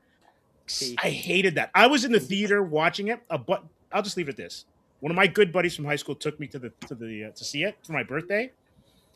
Whoa. And I guess he heard me groaning as I'm watching it. He turns to me and goes, "I'm sorry, man. I'm going to take you out for beers after." Because oh my goodness. Wow. Terrible. And it wasn't just me. There was a dude in a Spider-Man shirt. He left halfway through the film. So my goodness. This is crazy. Okay, so hold on a second. All right, I'm giving you the Van Damme. You want some advice? Take your fancy clothes and your black silk underwear and go back to Disneyland. My black symbiote silk underwear. Hey, that shit's comfy, all right? Okay. I can't put it in Madam Web because Bruce Campbell's in it. That's one of the rules of the channel. The BC and Steven knows it. Steven knows this rule. How long have we known each other, buddy? 27 years or something? Yeah, it's 27 years now. 27 years. The BC rule was in place. What was the first thing I said to you? Have you seen Army of Darkness? That's the first damn thing. And my buddy Steven down there bought me the Army of Darkness statue, which is not a statue. It's the entire poster in a 3-dimensional statue. I can't even lift it up. It's massive. Yep. And at first thing we met, I was like, hey, I like movies. Like, you don't like anything. First, before we even start talking, do you like Army of Darkness? It's like, yes or no. If it's a no, you watch it. And if you don't like it, I'm never speaking to you again. If you do like it, because if my person, even though Conan's my favorite movie and the best movie, if I have to symbolize who I am, it's Army of Darkness. That is who I am if I became a film, I would become Army of Darkness. The American cut. Yeah, the American cut. With the Hail to the King ending, pretty groovy. So Bruce Campbell's it. It cannot go into. It's not possible. Like I can't do it. I won't be able to sleep tonight. I won't be. I can't put it that low. So all of us, okay, John, what do you say? Because John, you're going to be a pivotal factor here. It's either going to stay at spectacular, or it could go down to web up because your friend underneath you, and he's your friend, he's not mine anymore. Put it all the way down to the bottom. He's your friend now. You can have him. You can. So John, what do you think about Spider-Man 3? Listen, if you know me, you know that I love bad movies, and I should hate this movie, but I love Spider-Man 3. It's awesome. Oh, I mean, does it have its issues? Yes, it's long, it's pretentious. There's so much crap going on in it. There's so much stuff in it. I like at one point I was like, why is this happening? But at the end of the day, we had Peter Parker doing, let's go. And you know what? That's Like I peak. said, do you know what that reminded me of? It reminded me of Bad Superman and Superman 3. And I was like, Which is when Yeah. when things remind me of other things I love the best, that's an upgrade right there.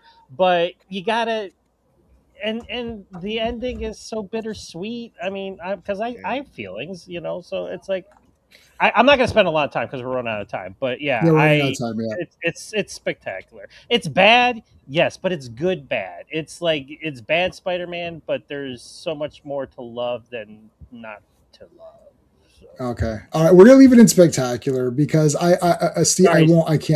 Steve, I'm sorry. We can't. You've been Sorry, outvoted. I'm Steve. the outlier. Sorry, I'm the Let's outlier. go. Yeah. I'm. You know what? I'm actually. Bully McGuire for life. What I love. Steve's the Punisher on that one, man. He's one. Yeah, I love that you're super. Like, I love that I'm not the most negative person. Because Sean's. Yeah. First of all, Sean's not here. Yeah. So Dude. right. Amen. If Sean was here, this entire map would look different. This entire thing, it's like everything would be under. Far from home. Yeah. I think. Well, Sean would put these two at the top. Okay. Yeah.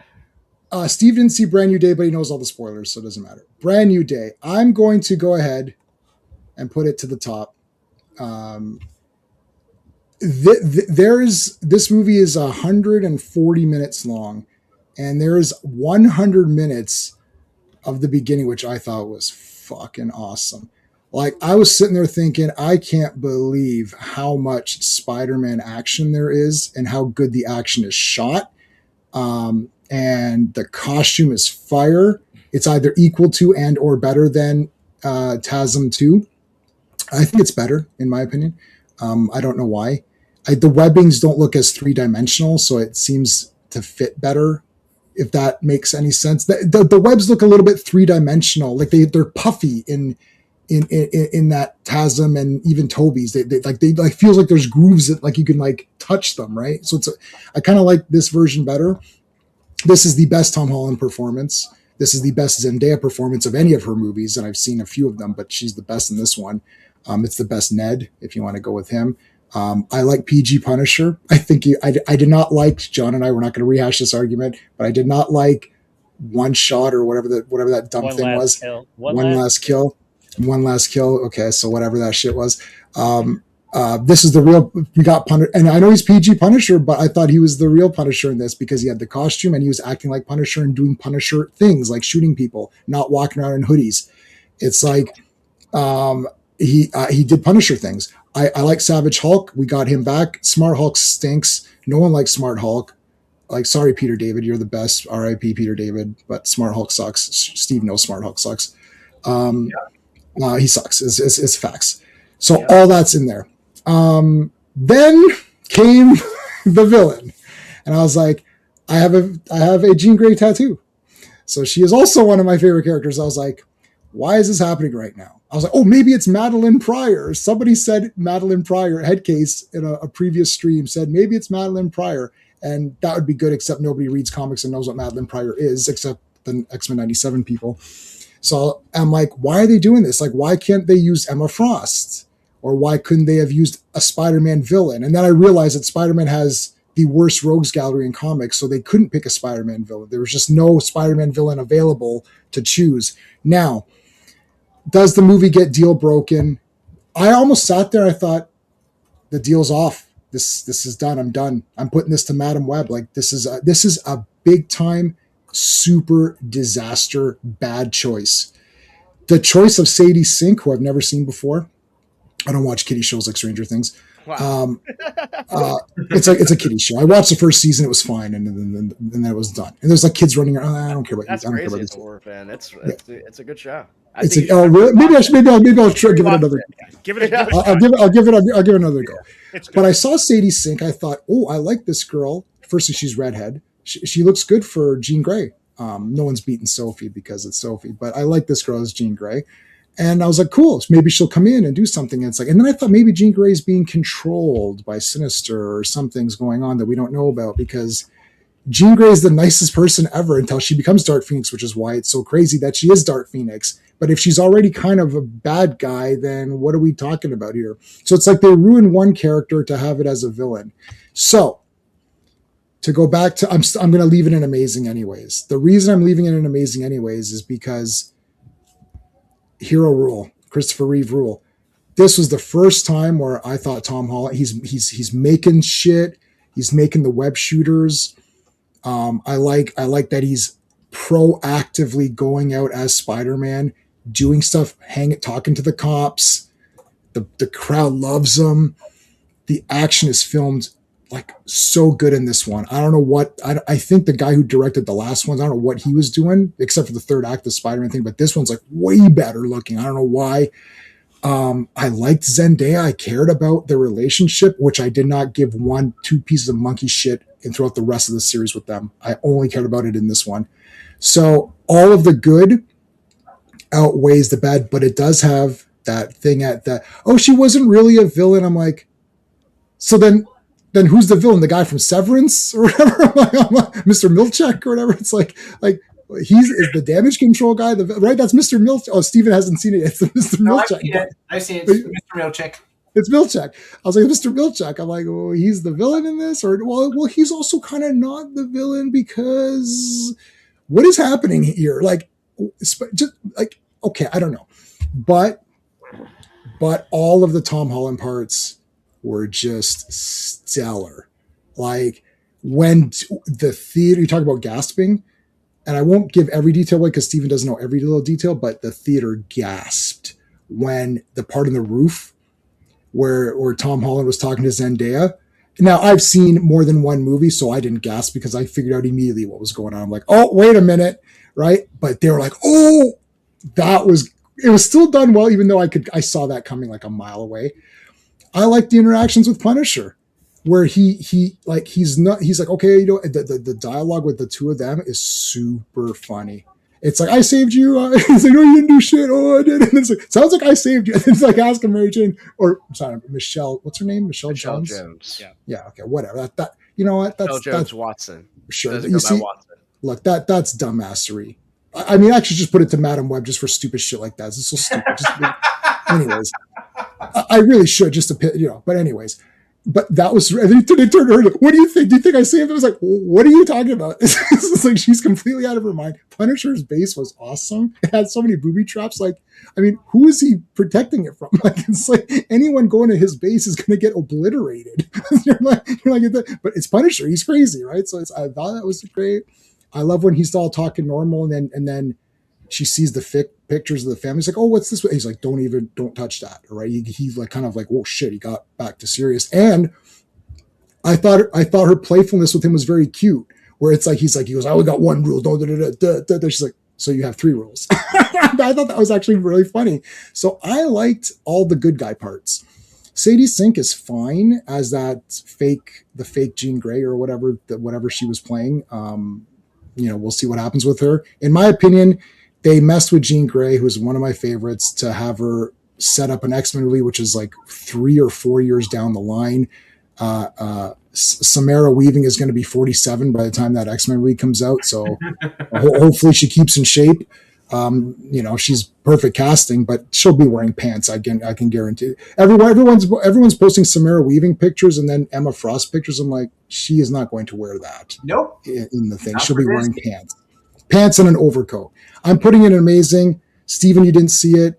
Nope. I'll leave Blake for the end because this is the last thing we're going to done. So really quickly, like 1 to 2 minutes max. John, where do you want it? Well, I already said it during the one on Tuesday. I mean, what else can I say it for everybody here. Yeah, You want it in the top. Sorry for everybody in the comment section, but I'd also have to point out that I don't give a shit what other people think. So it's my favorite. So, and I back it up. You can read my review. You can comment. You can come on my show. We'll debate it. But this is my favorite Spider-Man movie. So you're putting it at the top. Yep, it's the ultimate hero arc. I mean, in terms of what they did with Jean Grey, I get it. I'm one of those guys that's like, you know what? I dug it. I mean, and everybody. It's not like everybody in the world knows it was Jean Grey doing all this bad shit, but she was messed up. It's okay, and then you can redeem yourself and be part of the X-Men down the road. It's like, and it gave an interesting antagonist for Peter Parker to fight. And then at the end, complain about it than them switching and having damage control. I was like, I thought that was a cop out.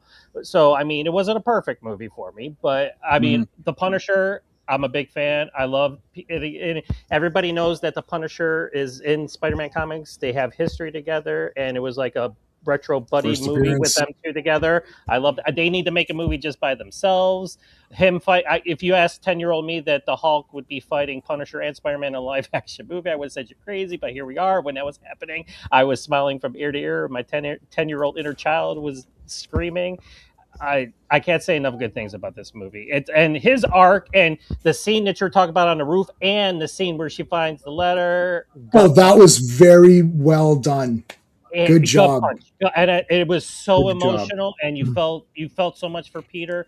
And then at the same time, I didn't know MJ and Punisher interacting. I didn't know I needed that, but now I do. That's so. In a nutshell, you can read my review and go back to the Tuesday one where I said more about it. But that's my thoughts. Right. Okay. Steve, where are you putting it? I know your thing, so I know it ain't going to stay there. But what do you think, Steve? It's web of. We've talked about it. I said it's mid. Yeah. It's a mid Spidey for me. So and the reason for that is greatest rogues gallery and no rogues. Everyone it's brutal. Punchline, right? And so for me, I don't like what they did with Jean Grey. But I argued, and you could back it up by looking at what I said on previous streams. As a film, it works. As a movie, you walk into it, you don't know anything. Kind of like when Blake didn't know about Mysterio. Yeah. It all works. But if you have any prior knowledge and it means anything to you, then there's a lot of stuff that doesn't work for me and is problematic. And I like Hulk. I'm glad Savage Hulk is back. But again, I'm just tired of him being a pawn in every one of these movies. He's a punching. I know it's the only way they can. That is the fault of many lawyers. It's not the fault of the character of Hulk. They just can't work this out with this character. They don't. Nobody. I don't know who. Maybe I own the rights. Maybe we all own the rights. I don't know who owns the rights anymore. It's a mess. It's a mess on that character. Mm-hmm. It's not anyone's fault, but the powers be. It's like you can't. They cannot use that character solo, so they shoehorn him. And the only way you can shoehorn him is if he turns into Hulk to do damage. Yeah. And unfortunately, he's the butt of a lot of that. I know it sucks because Hulk's a great character. Great character. But he just got shafted. So you're at Web of. I agree with like everything you're saying, but the thing with the first two Spider-Mans is that you also got the World of Spider-Man, which is the Bugle, J. Jonah Jameson, the taking the pictures. You got your Aunt May, you got Mary Jane, kind of growing up. Like all of the world of Spider-Man got realized in the three Sam Raimis. It's not just the characters; you got the entire comic world of it. Mm-hmm. Whereas because Tom Holland started in a bad spot, he started as an appearance character in MCU, so he didn't have his own movies to begin with. He's continuing on from the legacy of whatever. This is the first time where he's kind of on his own, and I thought it was very neat. So it's not a copy of anything, and it's not the world of Spider-Man, because unfortunately the world of Spider-Man got eaten away through all these other endless movies where they didn't do anything with the character. So you're stuck with him the way he is. So if we're stuck with him the way he is, I thought he was really good in where he was. Yeah. And I loved Holland as usual. Like I love him in these movies. I love the fact that they have him going to the dry clean, like whatever, the coin change. Oh, beautiful. That's hilarious. Right? And Steven, you'll probably know this is kind of a deep cut. There was an issue where he did that, but he put bleach in his suit, and he had to swing around with a pink and light blue suit. Oh, I love it. That's all the those best. kind of things, like there were a lot like Gene DeWolf, great kind of callback, deep cuts. But Right. again, it's just like how they did Gene, how they're setting up X-Men, Hulk, no villain. That to Right. me It's a is bit weird. Yeah. if not. I If also not, I do want to point out there's technically a lot of Spider-Man villains. They just don't do anything. Boomerang, Tarantula, Tombstone. I'm just joking. like There's a Ram, lot. Ramrod, who's like a completely like obscure villain. He's the one that smashes in with his head. Scorpion Right. with mask. Scorpion without a I love helmet. I love Scorpion. Scorpion's one of my favorites. I enjoy when Spider-Man murders him by throwing him into a car and breaking his head or because he has no helmet on. But anyways, he's Before you go to Blake, though, I'm with John. I would pay money to see Punisher Spider-Man team up. yeah. Well, I really liked their interactions. I thought it was very funny. And he webs his mouth. That was funny. You can tell that they're buds. You can tell that they're longtime buds. Yeah, I think that helps a lot. All right, They Blake. helped So each other get the roles. They helped each other get the roles. yes. They did each So other's Blake, audition tapes. Yeah. all right, Blake, final thing. And guys, we're not gonna have time to go through all the BS. We're all on YouTube. The links are in this video. We all stream. Check out everyone's thing. I'm gonna put the links up while Blake is talking again, just so you guys, if you're watching on my channel, then you can go to those links and subscribe to all these guys. Blake, you and I did not discuss this in any way, shape, or form. I actually avoided watching any of your Spider-Man videos just because I wasn't sure what you're going to say. Yeah. I don't have no idea where you're going to go on this one. What are your thoughts? I did watch your video, but I know. But I know you saw the first one. I saw, yeah. So right off the bat, it's amazing. We'll skip to that point, and I'll give all the reasons why. Everything you said, the suit is incredible. This is easily Tom Holland's best performance as Peter Parker and Spider-Man. It's a more mature, grounded version of his character. He's off on his own. He really is Spider-Man now, and you feel that in this movie through and through. I agree with what you said, J-Man. I think this is Zendaya's best performance easily as MJ, and you actually care about the relationship a lot more in this one, which is funny because they're not really even technically together, but their chemistry, even the flirting scenes of like her laying on the bed while Spider-Man is working the gadgets and they're chatting, felt like the most flirtatious like chemistry connection they've ever had compared to any of the other movies. I think, all the fights and action sequences are incredible. It feels very comic booky. It's not just the suit. It's the world. New York City feels like a character again, and the colors of New York City look way better than they typically do in the MCU. Usually MCU comes off a little bit more gray paletted. This time it feels like there's a little bit more color and it's more vibrant, which I like.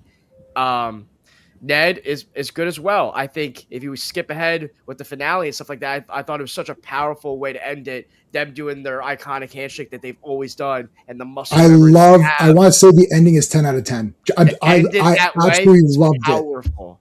it. Yeah, that was awesome. I love the twist of, and I thought at first I didn't like it. I was like sitting there, I was like, this is so lazy. When she kissed him on the bridge, I'm like, they're not doing that.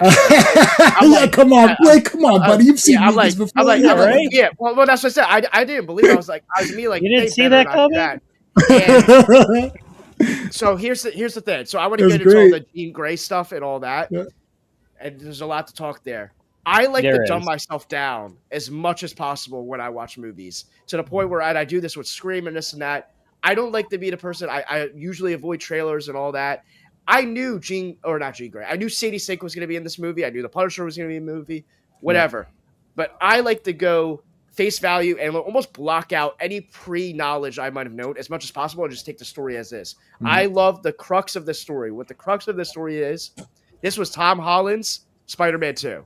This was the parallels of Tobey Maguire wrestling with his anxiety, his depression, and things he's going through in life, his struggles, and saying, I can't be Peter Parker anymore. I can't be Spider-Man anymore. I want to be Peter Parker. This was the parallel, the flip side, where Tom Holland's like, I can't be Peter Parker anymore. I need to be Spider-Man only. So it's like the opposite, and the beautiful synergy of this movie, just like in Spider-Man 2, was I'm both. I can be both. I have to be both. And I like that. At the end, when I'm both scene gave me chills. Amazing. And an amazing fight sequence against the hand and the organic web powers that take over, and he really becomes that, and he becomes on a different So good. level. I love So all good. of that. So yeah, I think there's just so much to grab onto in this movie. The Incredible Hulk is finally, like you said, a savage again. I think the Punisher and Spider-Man might already be one of the best duos in the entire MCU. They were that good. Their chemistry is incredible. Like you guys said, Frank Castle, even though he's not rated R anymore, he still feels like Frank Castle. And that was the worry. Like, how are you going to put Frank Castle as the Punisher, especially John Berthal? He's been so explicit in all his previous works, and he still feels like the Punisher. It doesn't feel like you take away from his character. I love that. So we build into, again, I mentioned the kiss thing, where I'm watching, I'm dumbing myself down so much watching these movies where I'm just enjoying the story aspect of the struggle that Peter Parker's going through, that I was even shocked that the Punisher showed up. Even though I knew he's been in this movie for 2 years, I'm going along the ride. When he got hit by the car, I forgot he was even in the trailer, and I'm like, oh yeah, it was like a pleasant surprise. Same thing with Mark Ruffalo. Oh, right, the Hulk's in this. So when the mystery of who the killer was, I wasn't even computing that it was Jean Grey. And when she is talking to her and she's holding her, I'm looking at Zendaya's face before she even says anything. I'm like, oh no, this is her. And she says, hold her tight, Peter. Hold her tight. I'm like, oh, that's effed up. That's so messed up. Pretty good, and Zendaya's performance in that scene, she starts slowly walking backwards. Yeah, that was she great. felt like a demon. Like, she felt like a problem. And I was like, oh, this is twisted. And that's what leads into us finally learning Sadie Sink. I love Sadie Sink. She's great in Fear Street. I don't know if you've seen the Fear Street trilogy, J-Man. No. But she's in it's a Fear Street trilogy. It's a slasher trilogy. The second movie she's in, and that's the best one. She's great in that. And Stranger Things, definitely got to give it a rewatch. I didn't love it the first time I watched it a couple years ago, but I rewatched the entire show because the show just ended, and I rewatched it in preparation for that. Her character is my favorite female character in the show. She is an amazing actress. I love her character as Max. She has some of the best moments in the entire show. So I love her as an actress. I think she's going to be incredible for the future of the MCU. I get some of your gripes or this and that, but I think story-wise, it makes sense. It makes sense because she's going through the same pain and struggle that Tom Holland is with Aunt May and all the things that he's battling, and she is... You say, oh, she's the nicest person in the world. She would never do that. Well, if you find out your sister is missing and you need to go and find her, and then you find out she dies, I probably wouldn't be too nice either, right? So, and she's super powered, and she's a young character, and she's still learning, right? And she's, I don't know what the exact age of what her character is, but I believe she's a teenager in this. The fact I don't remember what they said. If they said anything at all, but she's young, and she has plenty of time to grow, learn, etc. And this whole story was the synergy of Tom going through his struggles, going through everything he's going through, and learning and giving that lesson to her. I believe Tom Holland still, even though she got stronger in the end, still had the ability to not let her go in his mind, but he let her in because he saw how broken she was and said, I want you to feel what I'm feeling too, because I am in the same situation as you. And that's why he told her, you can't do this alone. And she says, but I have no one. And he goes, but you have me. Powerful stuff. Then he takes the bullet for her. Another powerful scene. I know I'm rambling, so I'll try to speed it along. We go to Frank Castle stuff. Frank Castle is, emotional that he almost killed the nicest guy, the one of the most good people that he's ever met. Because Frank Castle always looked at people in such a negative way. And he's like, man, I almost killed this guy. And Sadie Sink's Jean Grey does redeem herself in that moment by giving the power to give him breath in his lungs just long enough so his Spidey powers can heal him eventually. To cap it off where he walks out, Punisher's going, oh, with the Spidey. That was funny. Incredible. And Peter Parker's out in the crowd. They're all going Spidey. A little kid does the web thing to him, and he does it back. That's just a perfect Spidey moment, and we lead it off with the Ned handshake. This movie's amazing. I think as a movie, so we're going to conclude. This is what we've got. I mean, it seems pretty fair to me. We can debate it another time if we want to do another kind of Spider-Man-ism kind of stream. But yeah, I think as a movie, Brand New Day, everything works, which is why it's doing so well. And also, there's a lot of I'll remove that, and there's a lot of appreciation for it because it is a very good movie on its own terms as just a movie to watch and have fun with. And there's a lot of fun parts, and there's a lot of Spider-Man parts and a lot of Spider-Man in the mask parts, including even meeting with Black Widow where he still has the mask on even though he's like in a swimming pool, which I find very funny.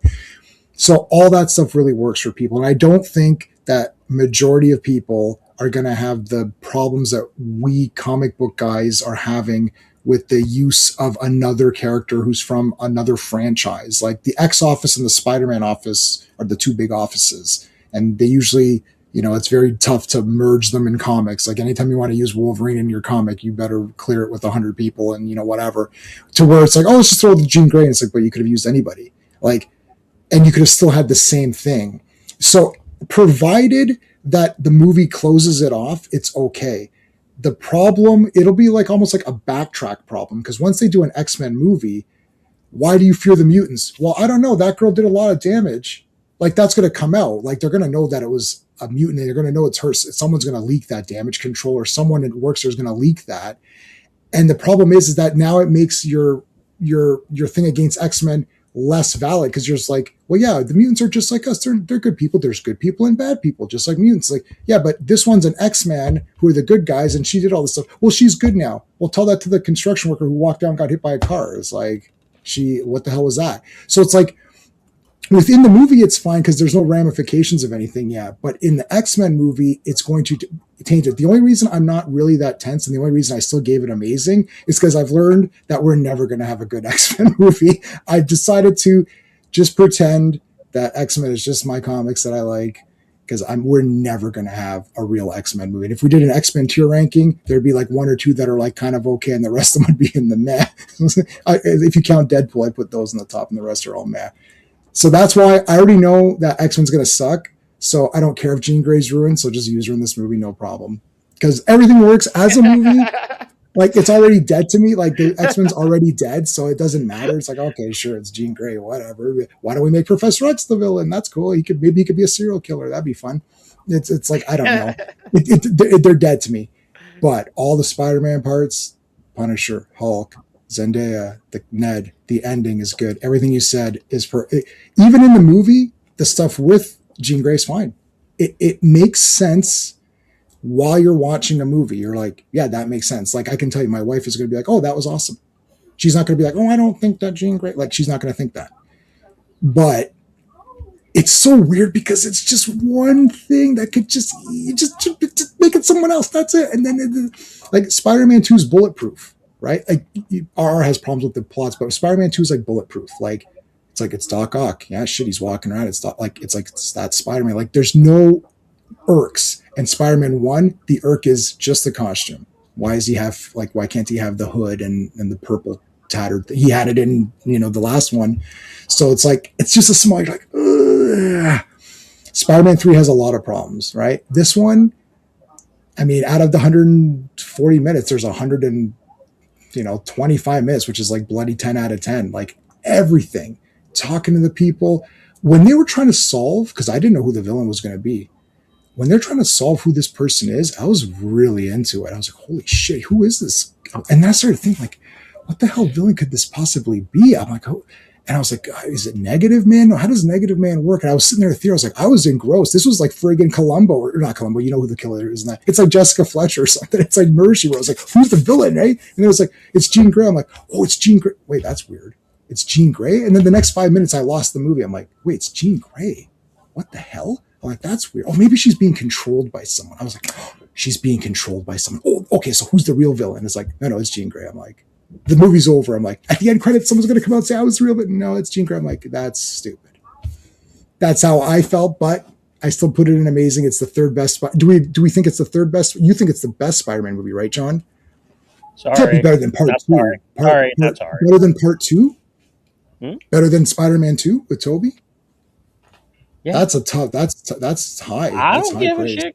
I'll defend it. J-Man, it's got Punisher in it, man, and Punisher. Oh, I forgot about that. It makes sense. I forgot about that. That's what everybody comes at me with. Oh, the Punisher's in it. John's gonna like it otherwise. No, yes, that's right. And I'm gonna use. But John, it's possible they could have done it badly, and they would have made it worse. That's true. If the Punisher wasn't in this movie, I still would have liked. Oh yeah, thought this was my favorite one. And besides you and I can be friends if you want to. So Yeah. aside from your No, I'm thoughts on Homecoming, I'm taking him back. See, look, I'm putting him back next to me, so he's back over. He's back over here. I was talking about Blake. I was talking about Blake. Oh, you Oh, want you Blake? cut out. What'd you say? There, you can go in the bottom. You I guys said- can go in the bottom. Oh, sorry. I said besides your thoughts on Homecoming, you and I could be friends. So, because like every time it's like, Blake, It's a brand new and it's day like for he's- us. What can we say? he's the Yeah. he's the new generation. It's like, and he Yeah. agrees with me. I'm the old generation, and I'm a comic book reader, and I still thought it was okay. I think everyone. I think this movie deserves. I'm really happy. I'll end with this, and we'll say goodnight. I'm really happy this movie is doing so well because I'm tired of the superhero fatigue fake story argument. I'm tired of the super fake argument of a post-COVID, nobody watches movies except for everybody on Earth. Yeah. Like it's like stop saying these fake arguments. And you know what?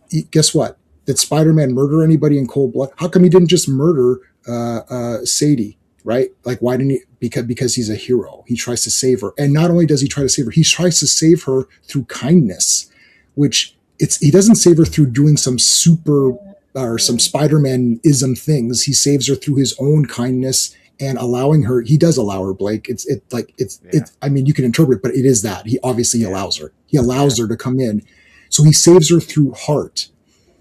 He doesn't literally stab her in the throat like friggin' Supergirl. So it's like, so people walked out of Spider-Man and they're happy. Yeah. And they're like, I want to buy a Spider-Man toy. Yeah. I'm going to go and buy a shirt or something, right? You went and bought a shirt. Some people are like, I'm going to go online and buy a ticket for next week. I'm going to tell my friends, hey, did you see that Spider-Man? That was good. I'm going to buy some toys. I'm going to go play some old video games of Spider-Man. I'm going to drive down, maybe grab a couple of comics, see what comics are out there. I'm going to go on Amazon. What happened after Supergirl was like, I can't believe I just paid money for this and this sucks. Oh, it's just superhero fatigue, guys. Nobody likes superhero movies. $1 billion in 5 days. $1 billion. Halloween is what, 3 months away? Mm-hmm. See how many Spider-Men show up at your door. Everybody. We already had Spider-Mans even before that. I know, but think about it now. Oh, it's going to be everybody. You had adults go to the theater as I had Spider-Man. one sitting next to me, fully dressed up as right? Spider-Man. Yeah. Ain't nobody cosplaying as Kal-El or Bruce Wayne that I remember. I'm going as the Punisher. Shock. My poor Superman. What will I do? I'm never going to have a good Superman ever. Well, I kept it. I kept it I'll have to short live through because Spider-Man. we were running long. You guys went on for. I was like, Sorry, we're too long. Guys, thanks for watching. This is a great stream. Thanks everybody here. Bye. We'll see you tomorrow for Fantastic Four. Oh my God, it's awesome tomorrow. John Byrne, man, it's kick-ass shit tomorrow. Bye. Hey friends, you've just been listening to J-Man, and he is the smartest person who ever lived. So make sure you like and subscribe.